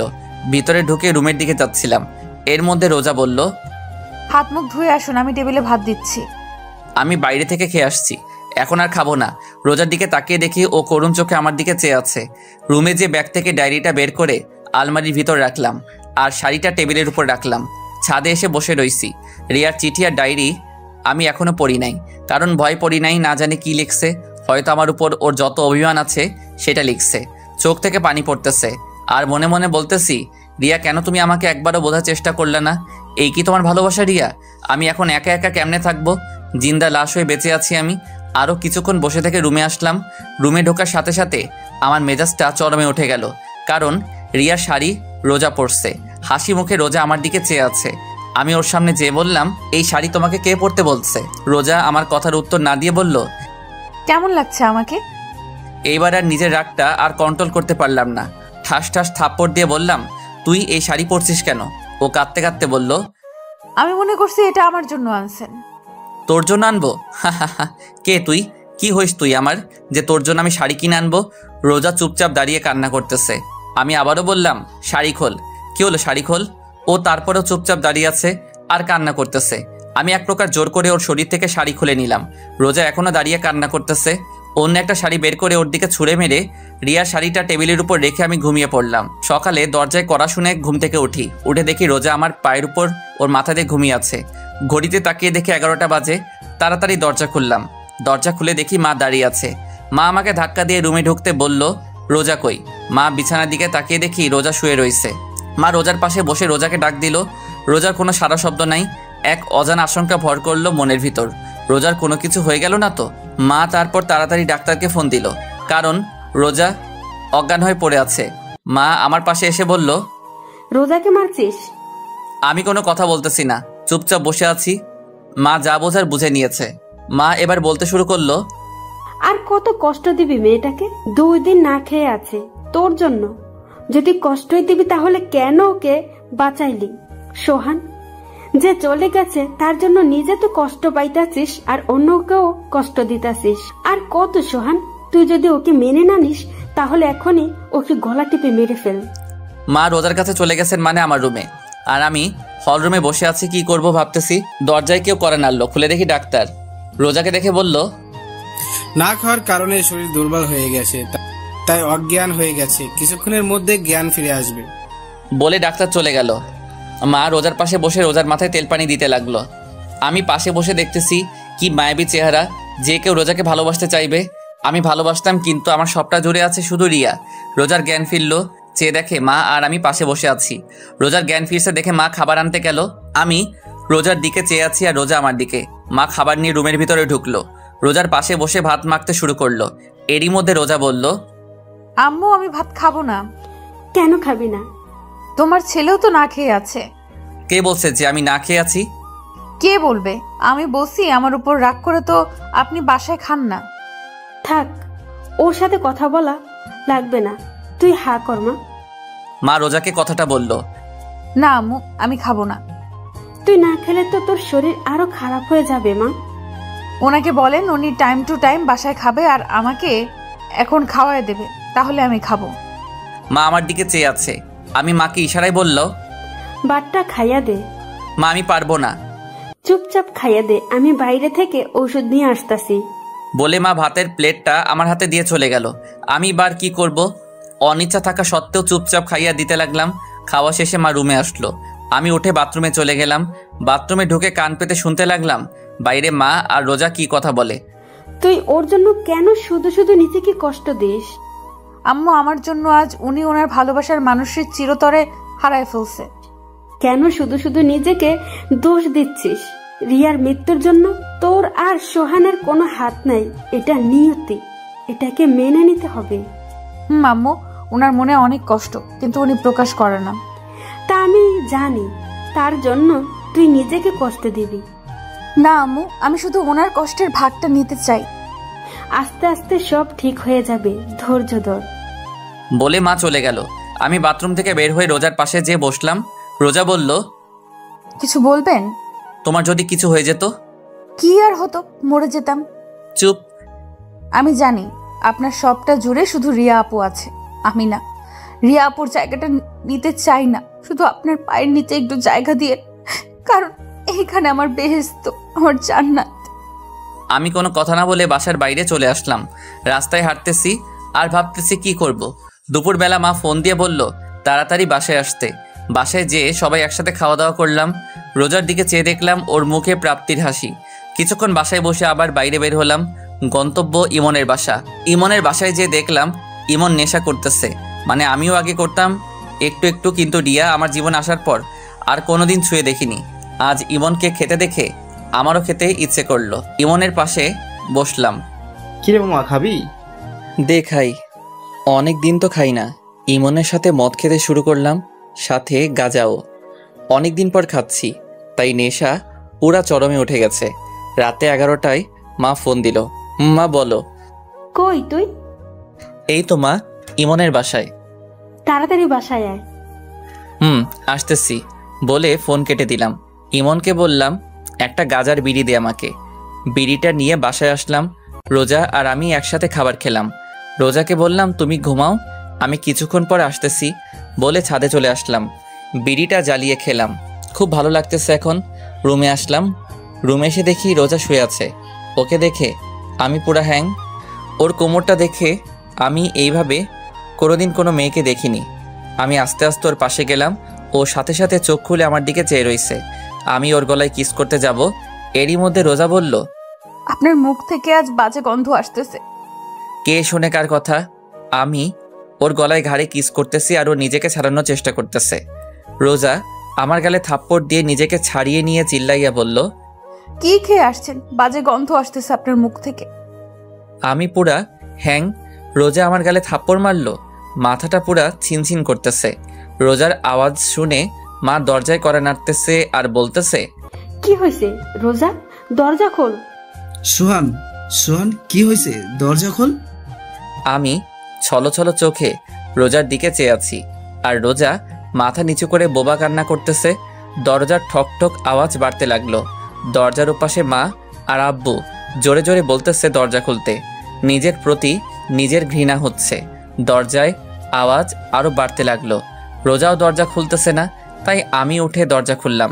মা তাড়াতাড়ি রুমের ভিতর চলে গেল, আর আব্বু আমাকে জিজ্ঞাসা করলো কি হয়েছে। আমি কোনো কথা না বলে ছাদে চলে আসলাম। এদিকে মা ঘরে ঢুকে রোজাকে বলল কি হয়েছে। রোজা কোনো কথা না বলে মাকে জড়িয়ে ধরে কান্না করতে লাগলো। মা বোঝার চেষ্টা করতেছে আসলে ঘরের ভিতরে কি হয়েছে। রোজার মাথায় হাত বুলাতে বুলাতে আবার জিজ্ঞাসা করলো কি হয়েছে। রোজা কোনো কথা না বলে আরো জোরে জোরে কান্না করতেছে। মা মনে করলো সোহান হয়তো আজ বেশি কিছু করছে, কারণ সোহান আগে পরেও রোজাকে মারছে, বেশি কথা বলছে। কিন্তু রোজা এমনভাবে কাঁদে নাই, কিন্তু আজ না। মা আর ভাবতে পারতেছে না। মার অনেক রাগ হচ্ছে সোহানের উপর। সোহানকে এখন হাতের কাছে পেলে কাঁচা চিবিয়ে খেত। এদিকে আমি ভাবতেছি কি করতে যাচ্ছিলাম রোজার সাথে, আমি নেশার ঘরে, কিন্তু তারপরেও রোজা আমার গায়ে হাত দিবে আমি কোনোদিনও ভাবতে পারি নাই। কিছুক্ষণ পর আস্তে আস্তে নিচে নামতে লাগলাম। রুমে ঢুকে দেখি মা আব্বু হল রুমে বসে আছে। মা রুমের দিকে চেয়ে দেখলাম রোজা মার রুমে বিছানার উপর বসে আমার দিকে চেয়ে কান্না করতেছে। তখন মা আমার সামনে এসে বলল কি হয়েছে সোহান, কানে কি কম শুনিস, কি হয়েছে বল। আমি কোনো কথা না বলে রুমের দিকে যেতে লাগলাম। তখনই আব্বু আমার ঘাড়ে হাত দিয়ে তার দিকে আমাকে ঘুরিয়ে ঠাস ঠাস করে 2টা থাপ্পড় মারল। আমি এইবার অবাক হলাম, কেননা আমার আব্বু আমার গায়ে আমার জানা মতে কোনোদিন হাত দেয় নাই, কিন্তু আজ রোজার জন্য আমার গায়ে হাত দিল। আমাকে মারছে দেখে রোজা রুম থেকে দৌড়ে বের হয়ে আমাকে জড়িয়ে ধরে বলতে লাগলো আমার স্বামীকে কেউ আমার জন্য মারবেন না। আমি রোজাকে ছাড়িয়ে নিয়ে বললাম আজ তোমার জন্য আমার আব্বু আমার গায়ে হাত দিল, আরো কত কিছু দেখার বাকি আছে আল্লাহই জানে বলে রুমে চলে আসলাম। আমার পিছন পিছন মা আর রোজা রুমে ঢুকলো। মা আমাকে বলতে লাগলো দেখ সোহান, এভাবে চলতে থাকলে কেউ ভালো থাকবে না, না তুই না রোজা না আমরা, বাকিটা তোর হাতে বলে মা রুম থেকে চলে গেল। রোজা দরজা লক করে আমার পা জড়িয়ে ধরে কান্না করতে লাগলো আর বলতে লাগলো আমাকে আপনি মাফ করে দিন, বিশ্বাস করেন আমি আপনাকে মারতে চাইনি, আমাকে মাফ করে দিন। বলে হাউমাউ করে কান্না করতে লাগলো। আচ্ছা ঠিক আছে, তুমি ঘুমিয়ে পড়ো। ও তারপরেও আমার পা ধরে কান্না করতে লাগলো। আমি রোজাকে ডানা ধরে ওকে উঠিয়ে বললাম, যাও ঘুমিয়ে পড়ো, রাত অনেক হয়েছে। ও যে গালে আমাকে মারছে, ওই গালে আলতো করে হাত দিয়ে বলল, সত্যি মাফ করেছেন তো? আমি ওর হাতটা গাল থেকে সরিয়ে বললাম, মাফ করছি, আর তুমিও আমাকে মাফ করে দিও। আসলে আমি একটু নেশা করছিলাম তো, তাই ওই টাইমে মাথা ঠিক ছিল না। কি, আপনি নেশা করছেন কেন? ভালো লাগছে করছি, যাও ঘুমিয়ে পড়ো। কেন করছেন আগে সেটা বলেন। এক কথা কিন্তু বারবার বলতে ভালো লাগে না, যাও ঘুমিয়ে পড়ো। রোজা আর কোনো কথা না বলে মাথা নিচু করে বিছানায় যে শুয়ে পড়ল, আর আমি রিয়ার চিঠিটা বের করে পড়তে লাগলাম। প্রিয় সোহান, তুমি যখন এই চিঠিটা পড়বে তখন হয়তো আমি থাকবো না, চিরদিনের জন্য মিশে যাব মাটির সাথে। আচ্ছা, আমি মরে গেলে তুমি কি কষ্ট পাবে? কষ্ট পাবে, কারণ তুমি আমাকে ভালোবাসো। সত্যিই কি তুমি আমাকে ভালোবাসো সোহান? বড্ড জানতে ইচ্ছে করে। অনেক স্বপ্ন ছিল তোমার বউ হবার, আমার কি পোড়া কপাল, স্বপ্নই থেকে গেল। সোহান, একটা মেয়ের সবচাইতে দামি জিনিস কি জানো? মেয়ের স্বামীর ভালোবাসা। আমি চাইলেই তোমাকে আমার করে নিতে পারতাম, কি পারতাম না? কিন্তু একজনের স্বামীকে তার কাছ থেকে কেড়ে নিয়ে নিজেকে সুখী করতে পারবো না। আবার তোমাকে অন্য কারোর সাথে দেখবো, এটাও আমি মেনে নিতে পারবো না। অনেক কথা বলা ছিল তোমাকে, কিন্তু বলার না, কারণ তোমাকে আর কষ্ট দিতে চাই না। আমি কিছুক্ষণ আগে বিষ খেয়েছি, অনেক কষ্ট হচ্ছে আমার সোহান, অনেক কষ্ট হচ্ছে। তোমাকে খুব দেখতে ইচ্ছে করছে সোহান। আচ্ছা সোহান, কবুল বলার সময় তোমার কি একটি বারো আমার কথা কি মনে পড়ে নাই? আজ বড্ড জানতে ইচ্ছে করছে, আজ তোমার কাছ থেকে ভালোবাসা প্রমাণ নিতে ইচ্ছে করছে। আমাকে ক্ষমা করে দিও সোহান, তোমাকে না জানিয়ে চলে যাচ্ছি না ফেরার দেশে। এহকালে তোমাকে পেলাম না তো কি হয়েছে, পরকালে খুব করে চেয়ে নেবো তোমাকে আল্লাহর কাছ থেকে। আচ্ছা সোহান, আমাকে কি তোমার মনে পড়বে কখনো? বড্ড জানতে ইচ্ছে করে। যদি কোনোদিন আমাকে অনুভব করতে মন চায়, তাহলে তখন চোখ বন্ধ করে তোমার হৃৎপিণ্ড বারবার হাত রেখে ওইখানে খুঁজে পাবে আমায়। যদি কোনোদিন আমাকে অনুভব করতে মন চাই তোমার, তাহলে চোখ বন্ধ করে তোমার হৃৎপিণ্ড বরাবর হাত রেখো, ওইখানে খুঁজে পাবে আমায়। এটি তোমার রিয়া। চিঠিটা পড়ে কান্না আসতেছে, অনেক কান্না আসতেছে। বিছানার দিকে চেয়ে দেখি রোজা আমার দিকে চেয়ে আছে আর কান্না করতেছে। রোজাকে বললাম, কান্না কেন করতেছো?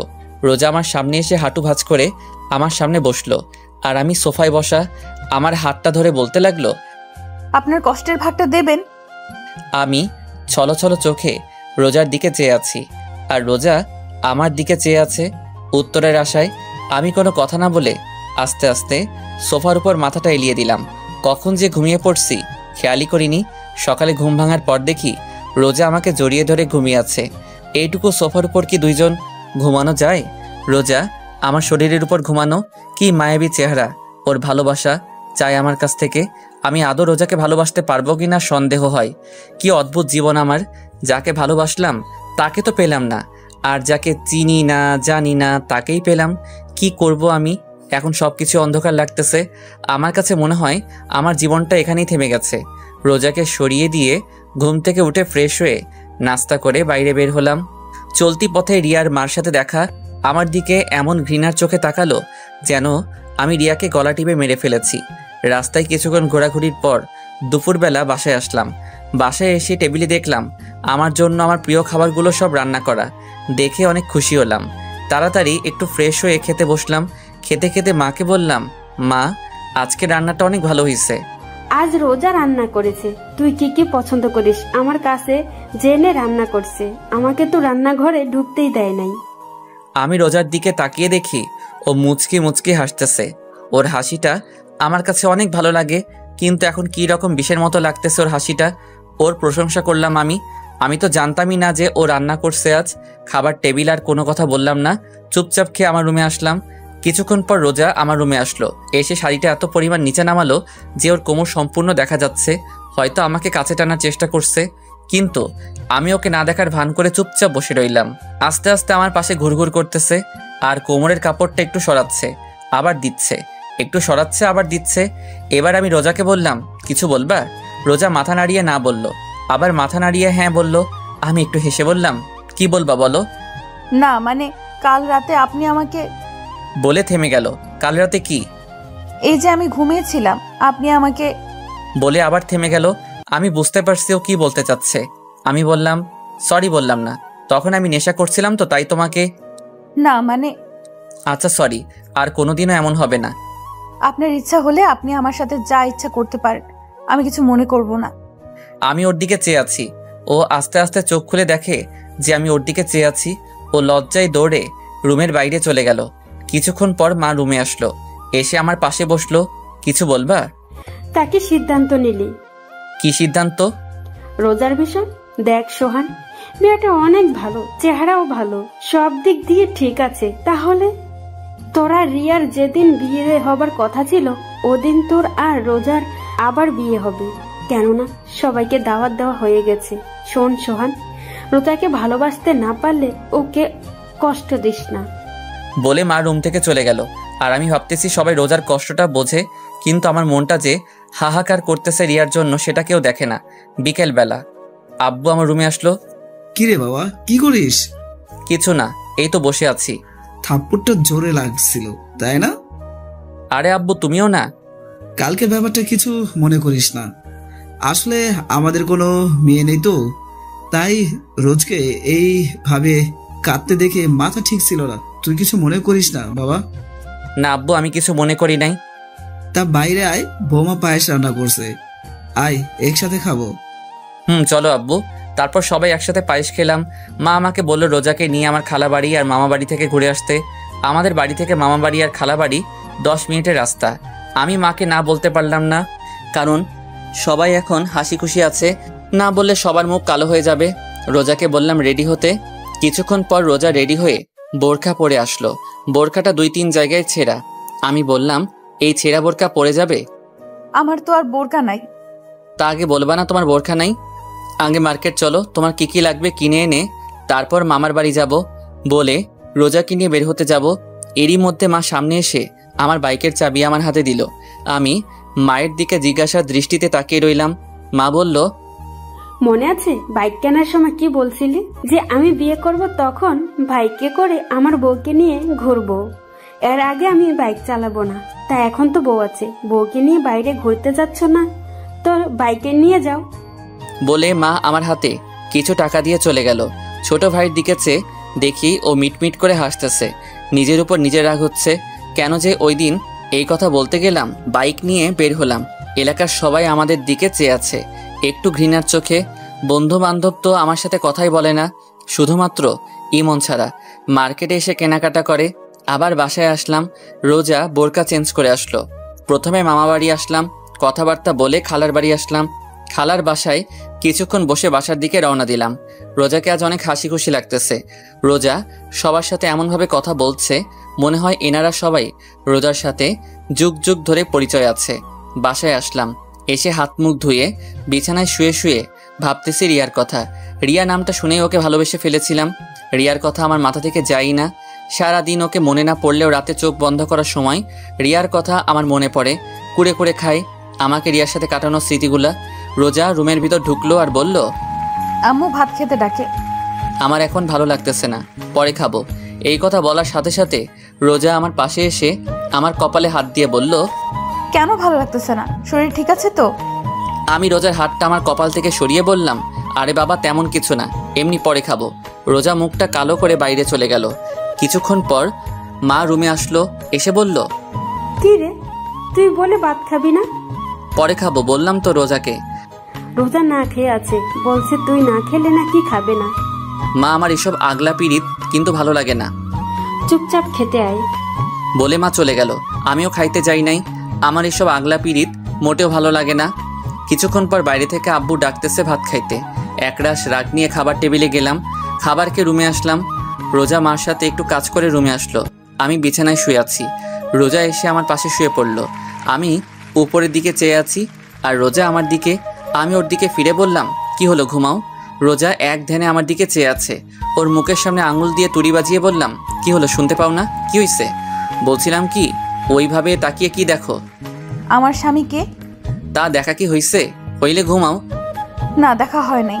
তাহলে তুমি দেখো, আমি ঘুমাই। আপনি এরকম কেন? কি রকম?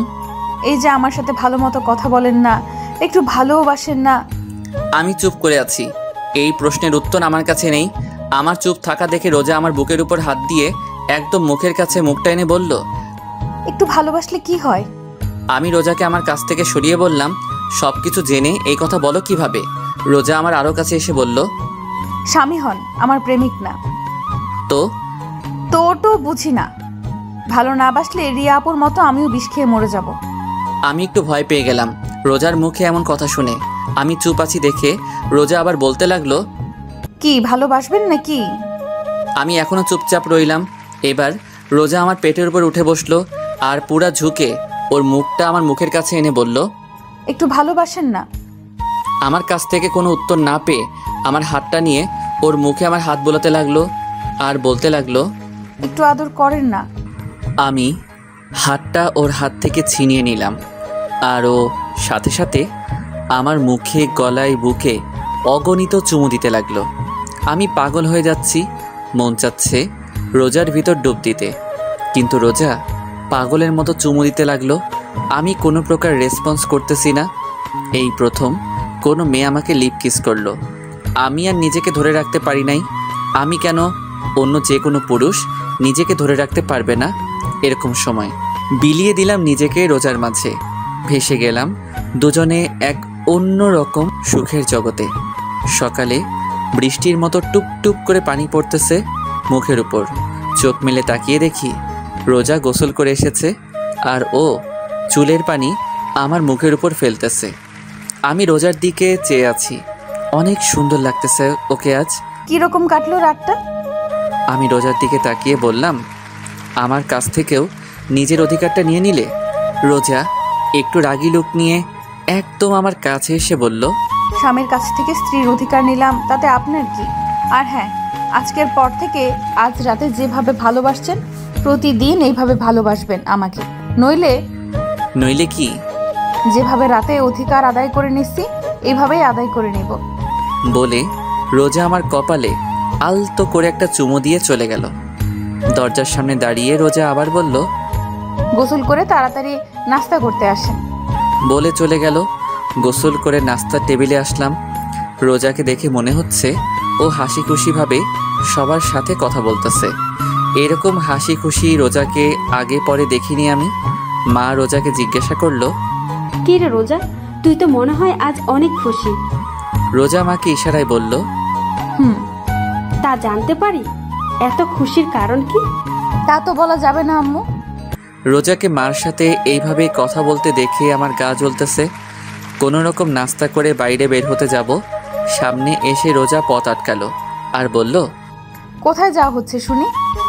রোজা এমনভাবে কথাটা বলল আমার রাগ উঠে গেল। তারপরও আমি শান্তভাবে বললাম, সামনে থেকে সরো। রোজা আবারও বলল, আমি কি বললাম শুনলেন নাই নাকি? আমি রেগে রোজার দুই ডানা ধরে ঘরের ভিতর জোরে সরিয়ে দিয়ে আমি বাইরে চলে আসলাম। বাইরে কিছুক্ষণ ঘোরাফেরা করে বাসায় আসলাম। দেখলাম দরজা খোলা। ভিতরে ঢোকার সাথে সাথে দেখলাম রক্ত আর রক্ত। বাসায় মা, আব্বা, ছোট ভাই, রোজা কেউ নাই। আমার প্রচুর ভয় করতে লাগলো। আমার পুরা শরীর কাঁপতে লাগলো। আর কি হলো? মারে আব্বাকে ফোন দিলাম, কিন্তু তাদের ফোন বাসায়। সজীবকে ফোন দিলাম। সজীব সাথে সাথে ফোন ধরে বলল, ভাইয়া তুমি কোথায়? কাঁদতে কাঁদতে কথাগুলো বলল সজীব। কেন, কি হয়েছে? তুমি তাড়াতাড়ি খুলনা মেডিকেলে আসো। কার কি হয়েছে? রোজা ভাবি। কি হয়েছে রোজার? তুমি তাড়াতাড়ি আসো বলে ফোন কেটে দিল। আমি বাইক নিয়ে হাসপাতালে গেলাম। ভিতরে ঢুকে দেখলাম মা, আব্বা, সজীব অপারেশন থিয়েটারের বাইরে দাঁড়ানো। আমি তাদের পাশে দাঁড়ালাম। মা আমাকে দেখার সাথে সাথেই আমার সামনে এসে আমাকে থাপ্পড় মারল আর বলতে লাগলো, এত ঘৃণা করিস রোজাকে? মা চুপ, আর না, অনেক সহ্য করেছি, আর না। তোর মতো ছেলে আমি জন্ম দিয়েছি ভাবতেও ঘৃণা করি। তোর মতো ছেলে আমার বাড়ির কোনো স্থান নেই। জামা কাপড় নিয়ে বের হবি বাড়ি থেকে। আমি আব্বুর দিকে তাকিয়ে বললাম, আব্বু তুমি কিছু বলবা না? বাড়ি থেকে বের হয়ে আমাদের একটু শান্তিতে থাকতে দে। আমি আর কোনো কথা না বলে বাইক নিয়ে বাসায় আসলাম। বাইকটা রেখে জামা কাপড় একটা ব্যাগে নিয়ে বাসা থেকে বের হয়ে পড়লাম। কোথায় যাব জানি না। দুপুরবেলা রৌদ্রের তীব্রতাপে উদ্দেশ্যহীনভাবে হাঁটতেছি রাস্তায়, আর ভাবতেছি কি করলাম আমি, কি কারণে মা আব্বু বের হয়ে যেতে বলল আমাকে বাড়ি থেকে। ঢাকার একটা টিকিট কাটলাম, ঢাকা যাব, ওইখানে যে কিছু একটা করা যাবে। বাসে উঠে চলে আসলাম ঢাকা। বন্ধু মিজানের কাছে আসলাম, ও তো আমাকে দেখে পাগল। দোস্ত, কতদিন পর দেখলাম তোকে? এই তো 2-3 বছর পর। হালা 4 বছরের বেশি। আচ্ছা, তুই একটু রেস্ট নে, আমি আসতেছি। তোর আব্বু আম্মু কোথায়? তারা নানা বাড়ি গেছে, 5-6 দিন পর আসবে। মিজান বলেই বাইরে চলে গেল, আর আমি ঘুমিয়ে পড়লাম। বিকেলে ঘুম থেকে উঠে খাওয়া দাওয়া করে আমি আর মিজান বাইরে কিছুক্ষণ ঘোরাঘুরি করে বাসায় আসলাম। ছাদে বসে মিজান এসে পাশে বসলো আর বলল, তা মামা, তোমার এই মন খারাপের কারণ জানতে পারি? মিজানকে সব বললাম। সব শুনে মিজান বলল, তা রোজার কি হয়েছে? তা তো দোস্ত আমিও জানি না রোজার কি হয়েছে। আচ্ছা, এখন তুই কি করবি? কিছু তো একটা করা লাগবে। কোনো কাজ কাম আছে তোর হাতে? এখানে তো নাই, তো খুঁজতে হবে। আচ্ছা, নিচে আয়, খেয়ে ঘুমাতে হবে। তুই যা, আমি আসছি। কিছুক্ষণ পর নিচে আসলাম, খাওয়া দাওয়া করে ঘুমিয়ে পড়লাম। সকালে মিজান আমাকে ঘুম থেকে উঠিয়ে বলল, সোহান, আমি কাজে গেলাম, নাস্তা টেবিলে রেডি আছে, ভাত তরকারি ফিরিয়ে আছে, ওভেনে গরম করে খেয়ে নিস, আমি গেলাম। মিজান কাজে চলে গেল, কোনো কাজ কাম নাই, তাই আমি আবার ঘুমিয়ে গেলাম। এদিকে অপারেশনের পর রোজাকে কেবিনে দেওয়া হলো। রোজার জ্ঞান ফেরার পর আব্বু আম্মু সবাইকে দেখলো, কিন্তু সোহানকে দেখলো না। রোজা মনে মনে ভাবতেছে হয়তো কেবিনের বাইরে আছে। এইভাবে ভাবতে ভাবতে সকাল গড়িয়ে দুপুর, দুপুর গড়িয়ে রাত, সোহানের দেখা নাই। রোজার এমন অস্থিরতা দেখে মা জিজ্ঞাসা করলো, কি হয়েছে, এমন করতেছিস কেন? রোজা সহ্য করতে না পেরে কান্না করে দিল। কি রে, কি হয়েছে বলবি তো? রোজা কাঁদতে কাঁদতে বলল, উনি কই? উনি কে? আমার স্বামী। ও সোহান, ও একটা কাজে কিছুদিনের জন্য বাইরে গেছে। মা আর কোনো কথা বলল না, উঠে বাইরে চলে আসলো। আর রোজা মনে মনে ভাবতেছে, আমি হসপিটালে, তারপরও উনি চলে গেছে। আমার চাইতে কাজ বড় ওনার। আসুক উনি, আর কথা বলবো না। ওনার সাথে কিভাবে নিজেকে। রোজার মনে অভিমান জমতে থাকে সোহানের প্রতি। এদিকে রাতে, দোস্ত, একটা কাজ আছে, করবি? কি কাজ? ড্রাইভারি। তুই তো ড্রাইভ করতে জানিস। আচ্ছা, আমি করব। কবে থেকে যাব? সকালে তুই আর আমি যে কথা বলবো, আর বেতন 15 বা 16,000 দিতে পারে। করবি তুই? শখের বসে গাড়ি চালানো শিখছিলাম, কিন্তু এখন। তারপর ঘুমিয়ে পড়লাম। সকালে যে কথাবার্তা বলে কাজে লেগে গেলাম। এভাবে দেখতে দেখতে 10 দিন কেটে গেল। সোহান আর রোজার আবার বিয়ে হবার কথা ছিল, কিন্তু সোহান নাই, তাই বিয়েও হয় নাই। রোজা এই 10 দিনে 1000 বারের উপর মা আব্বুকে জিজ্ঞাসা করলো সোহানের কথা। উনি কোথায় আছে, কি করে, কবে আসবে ইত্যাদি। সোহানের আব্বু আম্মু কৌশলে এড়িয়ে যায় রোজার থেকে। রোজা একা একা থাকতে পারতেছে না, দম বন্ধ হয়ে আসছে রোজার। একটা মুহূর্ত সোহানকে ছাড়া ভাবতে পারে না রোজা। এইভাবে দেখতে দেখতে আরও 20 দিন কেটে গেল। রোজা এই কয়দিনে ভালোভাবে লক্ষ্য করলো যে ও হাসপাতাল থেকে আসার পরে কাউকে সোহানের সাথে কথা বলতে দেখে নাই। ফোনে কেউ সোহানের কথা জিজ্ঞাসা করে না, সবাই যে যার কাজে ব্যস্ত থাকে। তাহলে সোহান কোথায় গেছে? আজকে আমার জানতেই হবে সোহান কোথায়। রোজা সোজা সজীবের রুমে গেল, যে সজীবকে জিজ্ঞাসা করলো, সজীব, তোমার ভাইয়া কই? ভাইয়া তো একটা কাজে বাইরে গেছে, কদিন পর চলে আসবে। সজীব, তোমার ভাইয়ার কসম, তোমার ভাইয়া কোথায় আমাকে বলো। না মানে ভাবি। সজীব বলো। ভাইয়াকে বাসা থেকে বের করে দিয়েছে আব্বু আম্মু। রোজা কথাটা শুনে ধপ করে নিচে বসে পড়ল আর বলল, কেন? তোমার জন্য। আমার জন্য মানে? ওই দিন তোমাকে ধাক্কা দিয়ে ফেলে দিচ্ছিল, তাই তোমার মাথা পেটে রক্ত পড়তেছিল। আমরা তোমাকে হাসপাতালে নিয়ে গেছিলাম। তখন ভাইয়া হাসপাতালে আসে, তখন মা আব্বা তাকে বাসা থেকে বের করে যেতে বলছিল। তখন ভাইয়া চলে যায়। ভাইয়া এখন কোথায় আছে আমরা জানি না। রোজা হাউমাউ করে কান্না করতে লাগলো। রোজার চোখ থেকে কান্নার স্রোত বইতে থাকলো। রোজার কান্নার আওয়াজ শুনে সোহানের মা রুমে ঢুকলো। সজীবের দিকে তাকালো। সজীব ইশারায় মাকে বলল, সব বলে দিছি। মা আস্তে। রোজার মাথায় হাত রাখলো। রোজা ফুপিয়ে কাঁদতে কাঁদতে বলল, আম্মু ওই দিন ইনে আমাকে ধাক্কা দেয় নাই, শুধু সরিয়ে দিছে। আমার শাড়ি ওই দিন পায়ে পেঁচিয়ে গিয়েছিল, তার জন্য আমি পড়ে গেছি। সোহানের মা রোজার কথা শুনে নিশ্চুপ। কি বলবে? সে তো ভাবছে রোজাকে সোহান দেখতে পারে না, ঘৃণা করে, তাই ওই দিন ধাক্কা দিয়ে ফেলে দিছে। ওই দিন রোজাকে সোহান সরিয়ে দেওয়ার কারণে রোজার পায়ে রোজার শাড়ি পেঁচিয়ে যায় আর রোজা পড়ে যায়। মারাত্মকভাবে আঘাত হয় রোজার, তাই অনেক রক্তক্ষরণ হয়। এত রক্ত দেখে সোহানের মা ভয় পেয়ে যায়। লজ্জা, ঘৃণা, রাগে, অভিমানে ওই দিন সোহানকে বাড়ি থেকে বের হয়ে যেতে বলে সোহানের মা, সাথে সোহানের আব্বুও। কিন্তু সোহান সত্যি চলে যাবে এটা তারা ভাবতেও পারেনি। তারপর যখন চলে গেছে তাদের এক বিন্দু আফসোস হয় নাই সোহানের জন্য, কিন্তু এখন হচ্ছে আফসোস রোজার কথা শুনে। কেন যে ওই দিন সোহানকে যেতে বলল। সোহানের মা রোজার মাথায় হাত বুলাতে বুলাতে বলল, চলে আসবে সোহান। রোজা অনবরত কান্না করতেছে। রোজা ফুপিয়ে ফুপিয়ে কান্না করতে লাগলো আর বলতে লাগলো, আম্মু আমি ওনার জীবনে আসার পর উনি কষ্ট ছাড়া আর কিছুই পায় নাই। তুই শুধু শুধু নিজেকে দোষ দিচ্ছিস। না আম্মু, আমার কারণে ওনার ভালোবাসার মানুষকে হারালে, আমার কারণে আজ উনি ওনার পরিবার ছাড়া। আম্মু আপনার পায়ে পড়ি, আমার কাছে আমার স্বামীর আইনা দেন আম্মু। রোজার এইভাবে কান্না করতে দেখে সোহানের মারও কান্না চলে আসে। সোহানের মা কান্না করতে করতে বলল, তোর স্বামীরা যেভাবে হোক তোর কাছে এনে দেবো মা, তুই একদম ভেঙে পড়বি না। রোজার আজ অনেক কষ্ট হচ্ছে, মনে মনে ভাবছে, কি দিলাম আমি ওনাকে? ওনারে কিছু দেওয়ার আগেই ওনার কাছ থেকে অজান্তে সবকিছু কেড়ে নিলাম। সোহানের আব্বু আম্মু ছোট ভাই খোঁজ খবর শুরু করে দিছে সোহান কোথায় আছে, কিন্তু তারা সোহানের কোনো খবর পায় নাই। সোহানের সব বন্ধু বান্ধবের কাছে গেছিল, কিন্তু তারাও কেউ সোহানের খবর জানে না। সোহানের আব্বু আম্মু সারাদিন খোঁজে, রাতে বাসায় আসলো, দরজায় কড়া নাড়ল, সাথে সাথে রোজা দরজা খুলল। আজ সারাদিন রোজা দরজার পাশে বসেছিল, কখন নিয়ে আসবে সোহানকে আব্বু আম্মু। কিন্তু দরজা খুলে সোহানের আব্বু আম্মুর মুখ কালো দেখে রোজা কান্না করতে লাগলো আর বলতে লাগলো, আম্মু আমার স্বামী কই?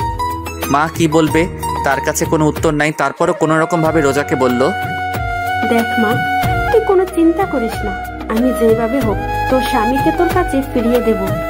রোজা মাকে জড়িয়ে ধরে কান্না করতে লাগলো, আম্মু আমি এত কষ্ট সইতে পারতেছি না, ওনারে ছাড়া আমার দম বন্ধ হয়ে আসে। মা রোজাকে বলল, একটু ধৈর্য ধর। আর কত আম্মু, এতদিন তোমরা আমারে কেন মিথ্যা বলছো যে উনি কাজে গেছে? তুই অসুস্থ ছিল আর আমি জানি তুই সোহানকে ভালোবাসিস। তুই যদি জানতি সোহান চলে গেছে তাহলে তুই কষ্ট পাবি, ভেঙে পড়বি, তাই বলিনি। কিন্তু আমি তোকে ওয়াদা করতেছি সোহানকে তোর কাছে এনে দেব যেভাবে হোক। এদিকে সোহান একটা আলাদা রুম নিছে, এখন একা একা মাঝে মাঝে মিজান এসে দেখা করে যায়। আমি সকাল 10টায় কাজে যাই আর বিকাল 4 বা 5টায় বাসায় আসি। এসে রান্না বান্না করে একটু বাইরে ঘোরাফেরা করি, তারপর খাওয়া দাওয়া করে ঘুম। রিয়ার কথা আমার অনেক মনে পড়ে, রোজার কথাও মনে পড়ে। রাতে ঘুমানোর সময় রোজার সাথে আমার বিয়ে হওয়ার পর ওর এক একটা রাত আমার আলাদাভাবে কাটছে। কোনো দিন রোজা রাগ করে থাকতো, কোনো দিন কান্না করতো, কোনো দিন জড়িয়ে ধরে শুয়ে থাকতো, কোনো দিন আবার অভিমান করতো, আবার কোনো একদিন রাতে অনেক ভালোবাসা দিছিল আমাকে রোজা। জানি না ওই দিন রোজার কি হয়েছিল, বেঁচে আছে না মারা গেছে তাও জানি না। মাঝে মাঝে ফোনটা অন করতে মন চায়, মা আব্বুর সাথে কথা বলতে মন চায়, এখনই বাড়ি যাই। কিন্তু যখনই বাড়ি যেতে মন চায় তখনই আব্বুর ওই কথা মনে পড়ে, আমাদের একটু শান্তিতে থাকতে দে। তারা কি বোঝে না তাদের ছেড়ে থাকতে আমার কত কষ্ট হয়, কত খারাপ লাগে। কাউকে কিছু বলতেও পারি না, সইতেও পারি না। এভাবে দেখতে দেখতে আরও 1 মাস কেটে গেল। অনেক খোঁজ করছে সোহানকে, সোহানের আব্বু আম্মু, কিন্তু কোথাও সোহানকে পাই নাই। রোজা খাওয়া দাওয়া ধরতে গেলে ছেড়ে দিয়েছে, একবেলা খাইতো, 2 বেলা খায় না, তাও সোহানের মার জোড়াজড়িতে খাই। ঠিকমতো ঘুমিয়ে আসে না, ওর কাঁদতে কাঁদতে রাত পার করে। চোখের নিচে দেখে মনে হয় কেউ পাতিল থেকে কালি দিয়ে লাগিয়ে দিছে চোখের নিচে। রোজার এমন অবস্থা সইতে পারে না সোহানের মা শাড়ির আঁচলের আড়ালে মুখ চেপে বোবা কান্না করে। রোজা না খেতে অজ্ঞান হয়ে পড়ে। ডাক্তার ডাকার পর, ডাক্তার চেক আপ করার পর সোহানের মাকে বলে, মিষ্টি খাওয়ান।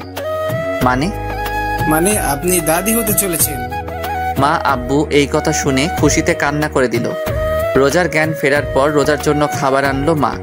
ভাত মাখতে মাখতে মা বলল, এখন থেকে আর না খেয়ে থাকবি না, কারণ এখন আর তুই একা না, বুঝলি? মানে আম্মু, আর আমি এখন ভাত খাবো না। চুপচাপ খা, নইলে আমার দাদু ভাই কষ্ট পাবে। দাদু ভাই মানে? আরে পাগল, তোর গর্বে তোর স্বামীর সন্তান। রোজা রোজার পেটের উপর হাত দিয়ে অবাক চোখে সোহানের মায়ের দিকে চেয়ে আছে। সোহানের মা ইশারায় মাথা নাড়িয়ে রোজাকে হ্যাঁ বলল। রোজা ঢুকরে কেঁদে উঠল। সোহানের মা বাম হাত দিয়ে রোজাকে জড়িয়ে ধরে বলল, এখন থেকে আর তুই নিজেকে নিজে কষ্ট দিবি না। এখন তোর ভিতরে কিন্তু ছোট্ট সোহান বড় হচ্ছে। রোজা অনবরত কান্না করতে আছে। আস্তে আস্তে রোজাকে ভাত খাওয়ানোর পর রোজাকে শুইয়ে দিয়ে সোহানের মা চলে আসলো। রোজা বিছানায় শুয়ে শুয়ে একা একা বলতেছে, কোথায় আপনি? আমার কথা কি আপনার মনে পড়ে না? আমি কি করছি? আমাকে এইভাবে কেন কষ্ট দেন? আমারও নিয়ে যাইতেন আপনার সাথে। আমার ভালো লাগে না আপনারে ছাড়া। আপনি কেন বোঝেন না? পাগলের মতো একা একা কথা বলতে থাকে রোজা। এভাবে দেখতে দেখতে আরো 1 মাস চলে গেল। রোজা এখন নিজেকে একটু শক্ত করছে, কারণ তার স্বামীর সন্তান তার গর্ভে। বিয়ের পর সোহানকে কিছুই দিতে পারে নাই রোজা, তাই সোহান যে দিন আসবে সেদিন সোহানকে সোহানের সন্তান দেবে। সোহানের মা সারাদিন রোজার আশেপাশে থাকে, রোজাকে কোনো কাজ করতে দেয় না। রোজার কখন কি প্রয়োজন রোজার বলার আগে এনে দেয়, কিন্তু সোহানকে এনে দিতে পারল না।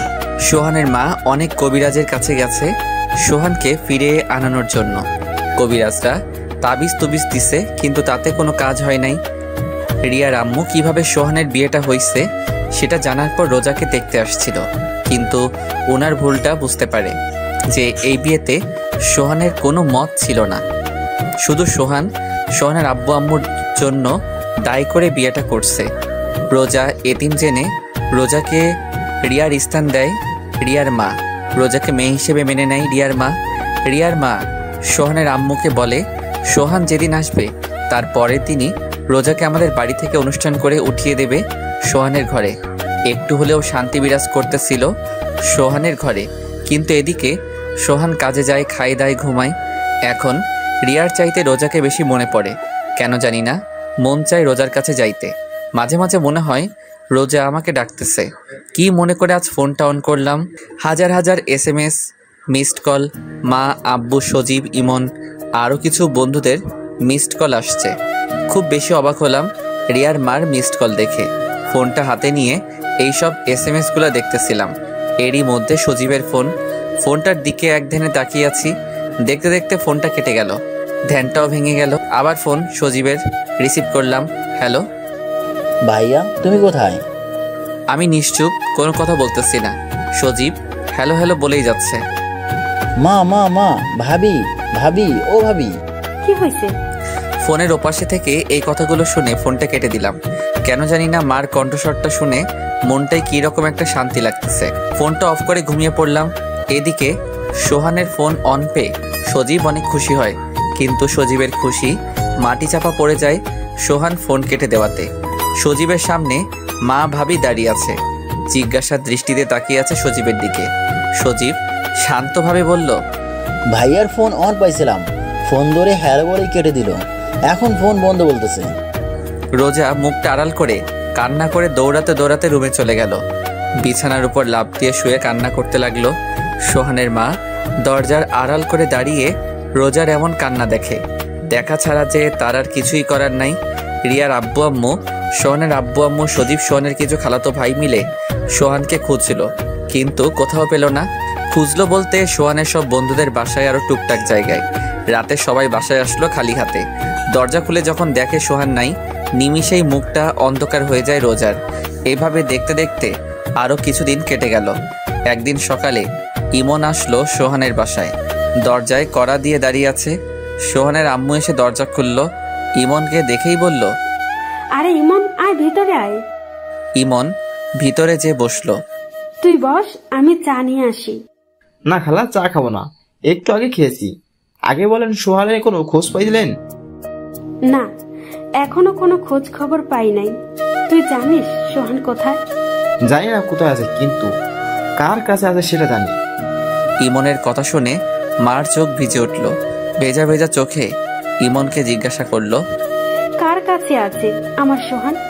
খালা মিজান থাকতো না আপনাদের বাসার বাসায়? আমার মনে হয় সোহান ওর কাছে আছে, কেননা এই দেখেন মিজান আর সোহানের একটা ফটো ফেসবুকে মিজান ছাড়ছে। সোহানের মা এক ধ্যানে ছবিটার দিকে তাকিয়ে আছে। ফোনটা হাতে নিয়ে রোজার রুমে গেল সোহানের মা, যে দেখে রোজা বিছানায় শুয়ে শুয়ে পেটের উপর হাত দিয়ে কান্না করতেছে। রোজা সোহানের মাকে দেখে বৃথা চেষ্টা করলো চোখের পানি আড়াল করার। সোহানের মা রোজার পাশে বসে ফোনটা দেখিয়ে বলল, এই দেখ তোর স্বামী। রোজা চুপচাপ ছবিটার দিকে তাকিয়ে আছে। ফোনটায় সোহানের ছবির উপর হাত দিয়ে সোহানকে অনুভব করতে লাগলো, আর চোখ থেকে তো পানি পড়তেছে। তুই আর কান্না করবি না, তোর স্বামীরা তোর কাছে 2 দিনের মধ্যে এনে দিব। আম্মু আমি এখনই যাবো ওনার কাছে। এতদিন ধৈর্য ধরছিস, আর 2টা দিন মা, একটু ধৈর্য ধর। এই কথা বলে ফোনটা নিয়ে ইমনের কাছে দিল। আরো কিছুক্ষণ ইমনের সাথে কথা বলল মা। তারপর ইমন চলে গেল। কিছুক্ষণ পর সোহানের আব্বু বাসায় আসলো। আসার সাথেই সোহানের আম্মু জিজ্ঞাসা করলো, পাশের বাসা রেহানারা থাকতে মনে আছে? মনে থাকবে না কেন? মিজানের আম্মু কথা বলছো তো? তারা তো 4 বছর আগে এখান থেকে চলে গেছে, তো এখন কি? আমাদের সোহান ওখানে। কি? তোমার ডায়েরিতে নাম্বার আছে, ফোন দাও রোহানকে। তুমি জানলে কেমন করে? আর ওরাতে ঢাকা থাকে? এত কথা বলার সময় নাই, তুমি নাম্বার বের করে ফোন দাও। আর আমি জানি ওরা ঢাকা থাকে, তার জন্য সচিব গেছে টিকিট কাটতে। তুমি শুধু ফোন দিয়ে জিজ্ঞাসা করো ঢাকা কোথায় থাকে সোহান। মিজানের মার সাথে কথাবার্তা বলে রওনা হলো ঢাকার উদ্দেশ্যে। সোহানের আব্বু আম্মু সজীব আর রোজাও যাচ্ছে ঢাকায়। সারাটা পথ রোজা কান্না করতেছিল, কিন্তু ওর মুখে এক অদ্ভুত রকমের তৃপ্তি ছিল। সকাল 8টায় দরজায় অনেক জোরে ধাক্কাধাক্কির আওয়াজ শুনে ঘুম ভাঙল। ঘুম ঘুম চোখে দরজা খোলা মাত্রই কেউ একজন ঝাপটে করে জড়িয়ে ধরল। সামনের দিকে তাকিয়ে দেখি মা, আব্বু, সজীব দাঁড়িয়ে আছে, আর রোজা আমাকে জড়িয়ে ধরে কান্না করতে লাগলো। রোজাকে নিজের থেকে ছাড়িয়ে নিতে যাব, তখনই মা ইশারায় বলল ওকে রুমে নিয়ে যেতে। রোজার কানের কাছে মুখ নিয়ে বললাম, ছাড়ো, সবাই দেখতেছে। রোজা কোনো কথা বলতেছে না, আমাকে জড়িয়ে ধরে কান্না করতেছে। রোজাকে জড়িয়ে ধরা অবস্থায় রুমে নিয়ে আসলাম। ওকে বিছানায় বসাতে যাব, রোজা আরও আমাকে ঘুরিয়ে বিছানায় ফেলে আমার বুকে মাথা দিয়ে কান্না করতেছে। ওর এমন কান্না দেখে নিজের কাছে অনেক খারাপ লাগতেছে। আমি রোজাকে বললাম, কান্নাটা থামাও, আমার শার্ট ভিজে যাচ্ছে। রোজা আমার কথার কোনো উত্তর না দিয়ে আমাকে আরও জোরে জড়িয়ে ধরে কান্না করতে লাগলো। রোজা প্লিজ কান্নাটা থামাও। রোজা কোনো কথা না বললে আমার হাতটা ওর পেটের উপর রাখলো। চলো চলো চোখে তাকিয়ে আছে রোজা, আমার বুঝতে বাকি না রোজা পেটের উপর হাত দিয়ে কি বোঝাতে যাচ্ছে। আমি খুশিতে ওর কপালে একটা গভীর চুমু খাই। রোজা চোখ বুঝে আরো শক্ত করে জড়িয়ে ধরলো আমায়। কিছুক্ষণ পর রোজা ঘুমিয়ে পড়ছে আমার বুকে। মা দরজার সামনে দাঁড়িয়ে আমাকে ডাকতেছে। উঠতে যাব, এর মধ্যে মা রুমে ঢুকলো। রোজা এখনো আমাকে জড়িয়ে ধরে ঘুমিয়ে আছে। উঠতে যাব, এরই মধ্যে মা বলে উঠলো, থাক, ওঠা লাগবে না, শুয়ে থাক তুই। রোজার মাথায় হাত বুলাতে বুলাতে মা বলল, কতদিন পর মেয়েটাকে একটু শান্তিতে ঘুমাতে দেখলাম, তুই চুপচাপ শুয়ে থাক, ওর ঘুম ভাঙলে উঠিস। মা এই কথা বলে বাইরে থেকে দরজা লাগিয়ে চলে গেল। আমি পলকহীন ভাবে তাকিয়ে আছি রোজার দিকে। কত বদলে গেছে মাত্র কয়েক মাসে। ওর চোখে মুখে আগের মতো সেই মায়া নেই, কিন্তু কষ্টের ছাপ স্পষ্ট। ও এমনভাবে আমার বুকের উপর মাথা দিয়ে শুয়ে আছে যে আমি নড়াচড়া করতে পারতেছি না। এমনভাবে আমার বুকের উপর মাথা রেখে আছে। দুপুরবেলা রোজার ঘুম ভাঙল। বুক থেকে মাথাটা তুলে আমার দিকে ঘুম ঘুম চোখে তাকিয়ে আবার কান্না করে দিল। রোজার চোখের পানিটা মুছে দিয়ে বললাম, কি হয়েছে, কাঁদতেছো কেন? ও কোনো কথা না বলে শক্ত করে জড়িয়ে ধরে বুকের উপর মাথা রেখে কান্না করতেছে। আমি ওর পিঠে আস্তে করে হাত দিয়ে একটু নাড়া দিয়ে বললাম, রোজা তোমাকে আমি একদিন বলছি আমার সামনে কান্না করবে না। এইবার রোজা কান্না থামিয়ে চুপচাপ বুকে শুয়ে আছে। রোজা রোজা রোজা কি কথা বলবা না? আচ্ছা ঠিক আছে, কথা বলা লাগবে না, এরকম বোবা হয়ে থাকো। দেখি সরো, আমি উঠবো। এই কথা বলার সাথে সাথে রোজা আরো শক্ত করে আমাকে জড়িয়ে ধরলো। তা কিছু তো বলো। আপনি আমাকে রেখে চলে আসছেন কেন? আমি কোনো কথা না বলে চুপচাপ শুয়ে আছি। আমার চুপ থাকা দেখে রোজা বলল, আপনি কি আমাকে আরো কষ্ট দিবেন? কি রকম অদ্ভুতভাবে কথাটা বলল রোজা। আমার কাছে মনে হলো ওর এই কথাটা বলতে অনেক কষ্ট হয়েছে। আমার আবার চুপ থাকা দেখে রোজা আস্তে আস্তে ওর মুখটা আমার মুখের কাছে আনলো আর বলল, কি হলো? এখন তো দেখি আপনি বোবা হয়ে গেছেন। আমি কি বলবো? ও জোরে জোরে নিঃশ্বাস নিতেছে আর ওর সব নিঃশ্বাস আমার মুখের উপর পড়তেছে। অনেক ভালো লাগতেছে এই মুহূর্তটা। মন চাচ্ছে ওর ঠোঁটে একটু ডুব দেই, কিন্তু মনের কথা মনে রেখে রোজাকে আমতা আমতা করে ঢোক গিলে বললাম, শুধু রোজা। রোজা বলার সাথে সাথে রোজা ও ঠোঁটটা আমার ঠোঁটে ডুবিয়ে দিল। কতক্ষণ ছিলাম আমি জানি না। দরজায় কড়া শুনে দুজনের হুঁশ আসে। লজ্জায় কেউ কারো দিকে তাকাতে পারছি না। আমি দরজা খুলতে যাব, এরই মধ্যে রোজা চিল্লায়, বলে উঠল, কে? দরজার ওপাশ থেকে মা বলে উঠল, আমি। আম্মু তুমিও না, তুমি যাও, আমরা পরে বের হচ্ছি। আচ্ছা, তোর যখন খুশি তখন বের হ। টেবিলে খাবার রাখা আছে, আমরা একটু মিজানদের বাসায় যাচ্ছি। আচ্ছা আম্মু, ঠিক আছে। আচ্ছা আমি যাই। তাড়াতাড়ি আসবা আম্মু। মা আব্বু চলে গেল। আমি রোজাকে বললাম, মার সাথে কেউ এইভাবে কথা বলে? আমি বলি, আমার মা আমি যেমন কথা বলি তাতে আপনার কি? ওই কথা বলে রোজা আবার ওর ঠোঁট আমার ঠোঁটের কাছে আনতে লাগলো। আমি বললাম, রোজা না, একদম না। আবার ডুবিয়ে দিল রোজা রোজার ঠোঁট আমার ঠোঁটের উপর। কিছুক্ষণ পর নিজেকে রোজার কাছ থেকে ছাড়িয়ে নিয়ে বললাম, যাও হাত মুখ ধুয়ে আসো, ভাত খাবো। না, আমার খিদা নাই, আমি অন্য কিছু খাবো। আমার ঠোঁট দেখিয়ে বলল কথাটা।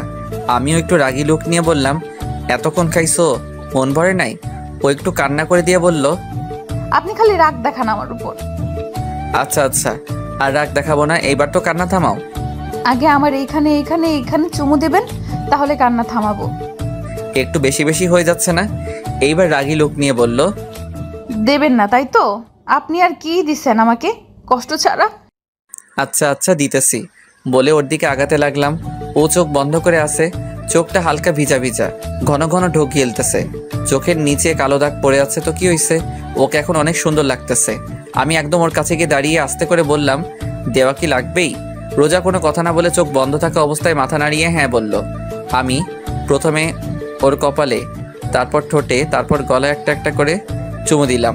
গলায় চুমু দেওয়ার সাথে সাথে রোজা আমাকে ঝাপটে ধরল। অনেকক্ষণ পর ছাড়লো আমাকে। যাও হাত মুখ ধুয়ে আসো, ভাত খাবো এখন। রোজা ফ্রেশ হয়ে আসলো, তারপর আমি একটু ফ্রেশ হলাম। দুজনে একসাথে খাবার টেবিলে বসলাম। আমি খেতে শুরু করলাম, কিন্তু রোজা না খেয়ে আঙুল দিয়ে ভাত নাড়াচাড়া করতেছে। তাই আমি বললাম, খাও। রোজা কোনো কথা বলতেছে না। আমি আবার বললাম, কি হলো, খাও। এবার রোজা আমতা আমতা করে বলল, কেউ যদি খাওয়ায়া দেয় তাহলে আমি খাবো, আর নইলে খাবো না। এই যে ঢং না করে চুপচাপ খাও। রোজা কোনো কথা না বলে খাবার টেবিল থেকে উঠে রুমে চলে গেল। আমি এখন আর কি করব? একটা প্লেটে ভাত তরকারি নিয়ে রুমে আসলাম। রুমে এসে দেখি রোজা বিছানায় শুয়ে কান্না করতেছে। আমি ওর ঘাড়ে হাত দিয়ে ডাক দিলাম, রোজা এই নাও খাও, না খাইলে তো শরীর খারাপ হবে তোমার। আমি না খেলে আপনার কিছু যায় আসে? আর আমার শরীর খারাপ হলে আপনার কি? তোমার শরীর খারাপ হলে আমার কিছু যায় আসে না, কিন্তু আমার সন্তান তোমার গর্ভে। তোমার শরীর খারাপ হলে আমার সন্তানেরও সমস্যা হবে। নাও হা করো। এখনো মুখ ফুলিয়ে অন্যদিকে ফিরে বসে আছে রোজা। ওর শরীর আর ওর চেহারা দেখে অনেক কষ্ট হচ্ছে। মাত্র কয়েক মাসে কি অবস্থা করছে নিজের, আর কয়েক মাস ওর থেকে দূরে থাকলে হয়তো মরেই যেত। ওর গাল ফুলিয়ে বসে থাকতে দেখতে আমার একদমই ভালো লাগে না। রোজাকে আবার বলতে লাগলাম, রোজা তোমার জন্য আমার মনে একটু হলেও জায়গা হয়েছে, কিন্তু কতখানি জায়গা হয়েছে তা আমি জানি না, কারণ আমি এখনও রিয়াকে ফিল করি, অনুভব করি। এইবার রোজা আমার দিকে ফিরল আর বলল, আপনার মনে আমার জন্য যতটুকু জায়গা হয়েছে তাতেই আমার হবে, আর বাকিটুকু জায়গা আপনি রিয়া আপুকে রাখবেন। আর ভুলেও যদি অন্য কোনো মেয়ে আমার আর রিয়া আপুর জায়গায় আসে তাহলে কিন্তু আপনার। তাহলে কি আমার? আগে আসুক না কেউ, তারপর। তা শুনি, আসলে কি করবা?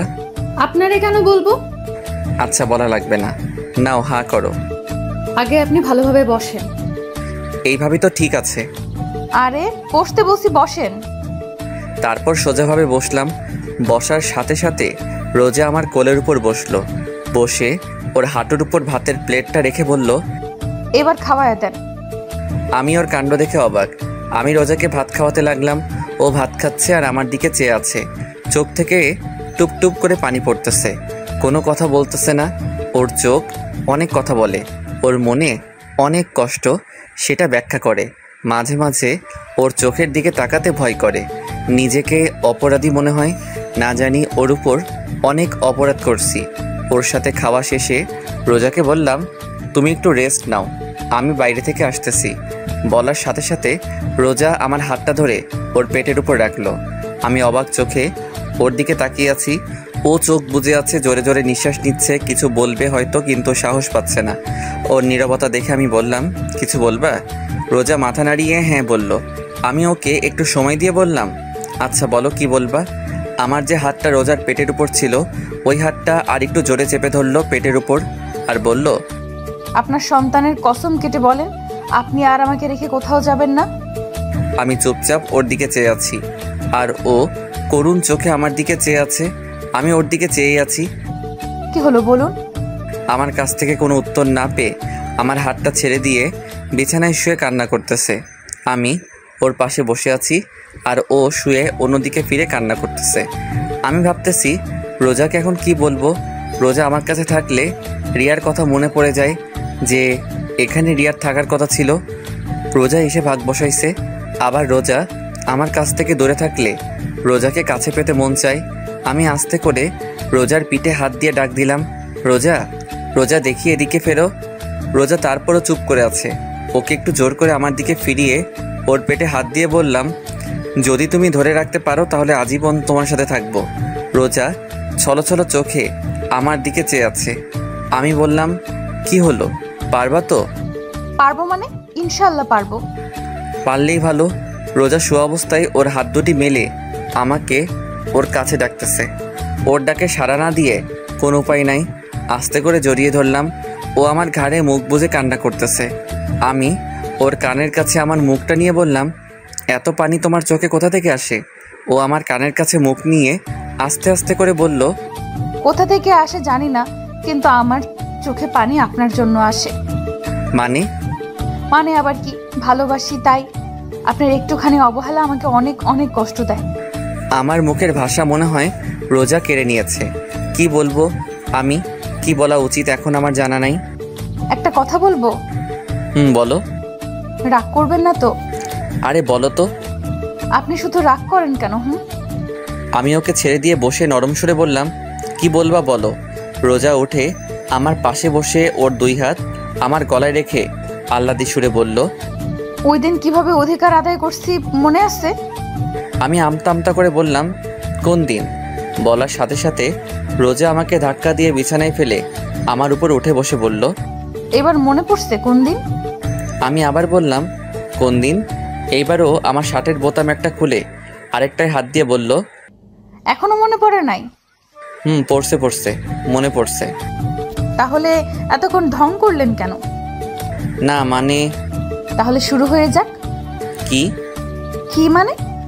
বলেই মুখে কিস করতে লাগলো। এরই মধ্যে দরজা খোলার শব্দ শুনলাম। মনে হয় মা আব্বু আইছে। এদিকে রোজা পাগল হয়ে গেছে। রোজাকে বললাম, মা আইছে, সরো। রোজা কোনো কথা না বলে ওর কাজ করতেছে। রোজাকে এক প্রকার জোর করে নিজের থেকে ওকে ছাড়িয়ে বাইরে আসলাম। বাইরে আসার সাথে সাথে মা ঘরের ভিতর ঢুকতেছিল।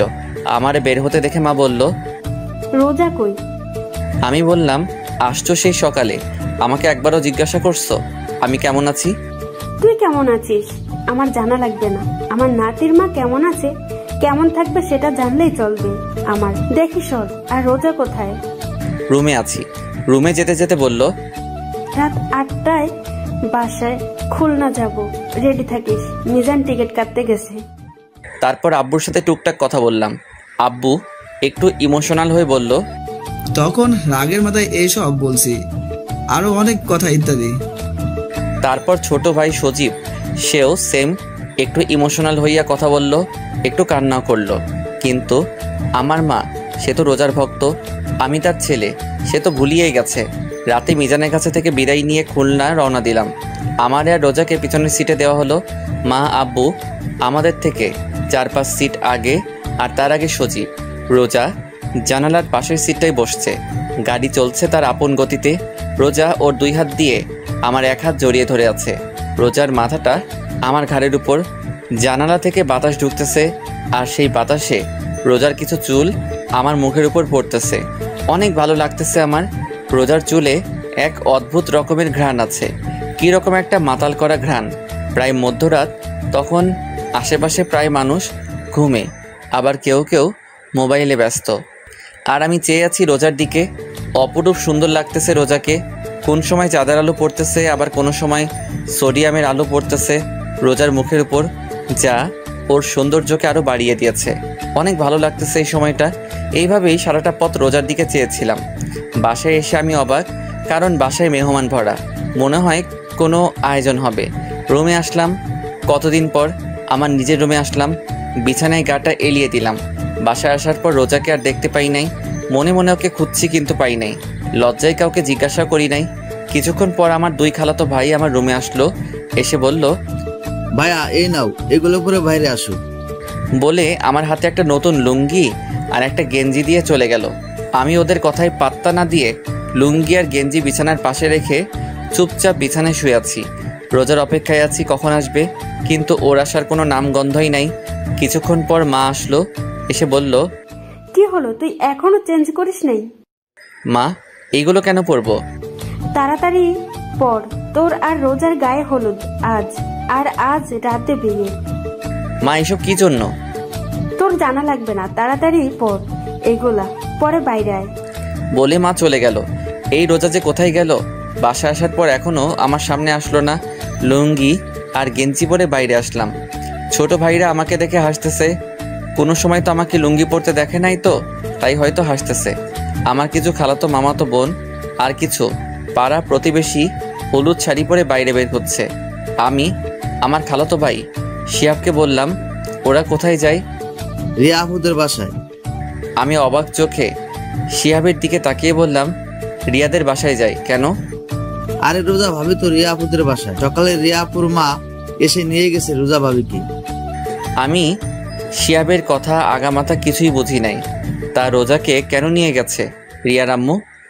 রিয়ার আব্বু আম্মু রোজা ভাবিকে রিয়ার স্থান দিয়েছে, তাই এখন থেকে রোজাই রিয়া, রিয়া আপুর আব্বু আম্মুর কাছে।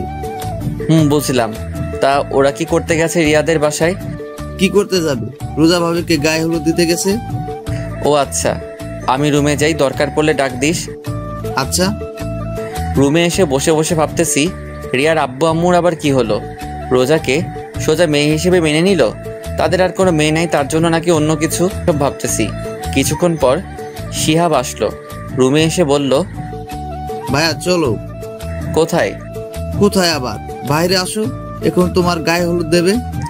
আমি আর কোনো কথা না বলে শিহাবের সাথে বাইরে আসলাম। দূর সম্পর্কের নানিরা এসে আমাকে নিয়ে একটা পাড়ার উপর দাঁড় করালো। কিছু কিছু মহিলারা আদি যুগের গান গাইতে লাগলো।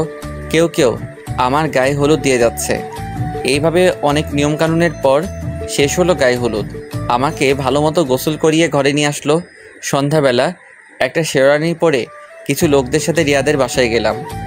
অনেক সুন্দর করে সাজানো হয়েছে রিয়াদের বাড়ি। পুরা বাড়ি লাল নীল ছোট ছোট লাইটে ভরপুর। রিয়াদের বাড়ির ভিতর ঢুকলাম, বুকটা ধকধক করতেছে। বাড়িতে ঢোকার সাথে সাথে রিয়ার ছোট ভাই দৌড়ে এসে আমাকে জড়িয়ে ধরলো। আমি ওকে জড়িয়ে ধরে বললাম, কি হয়েছে? ও কোনো কথা না বলে আমার হাত ধরে বরের বসার জায়গায় বসলো। রিয়ার আব্বু আম্মু আমার আশেপাশে ছিল, কিন্তু কোনো কথা বলে নাই আমার সাথে। এখনও ধীরে ধীরে বিয়ের কাজ শেষ হলো। রিয়ার আব্বু আম্মু এখন আমার পাশে বসা। রিয়ার মা আমার মাকে ফোন দিয়ে বলল তাদের বাড়ি আসতে। রিয়ার আম্মু আমার পাশে বসে আছে, কিছু বলবে হয়তো, কিন্তু বলতে পারতেছে না। ওনার এরকম অবস্থা দেখে আমি জিজ্ঞাসা করলাম, খালা কেমন আছেন? কোনো কথা বলতেছে না, শাড়ির আঁচলটা মুখে দিয়ে অন্যদিকে ফিরে আছে। আমি এবার বললাম, মা কেমন আছেন? রিয়ার আম্মু আমার দিকে ছলো ছলো চোখে তাকিয়ে আছে। আমার সামনে দাঁড়িয়ে তার হাত দিয়ে আবার গাল ধরে বলল, আমাদের ক্ষমা করে দিস বাবা। আপনি এগুলো কি বলতেছেন?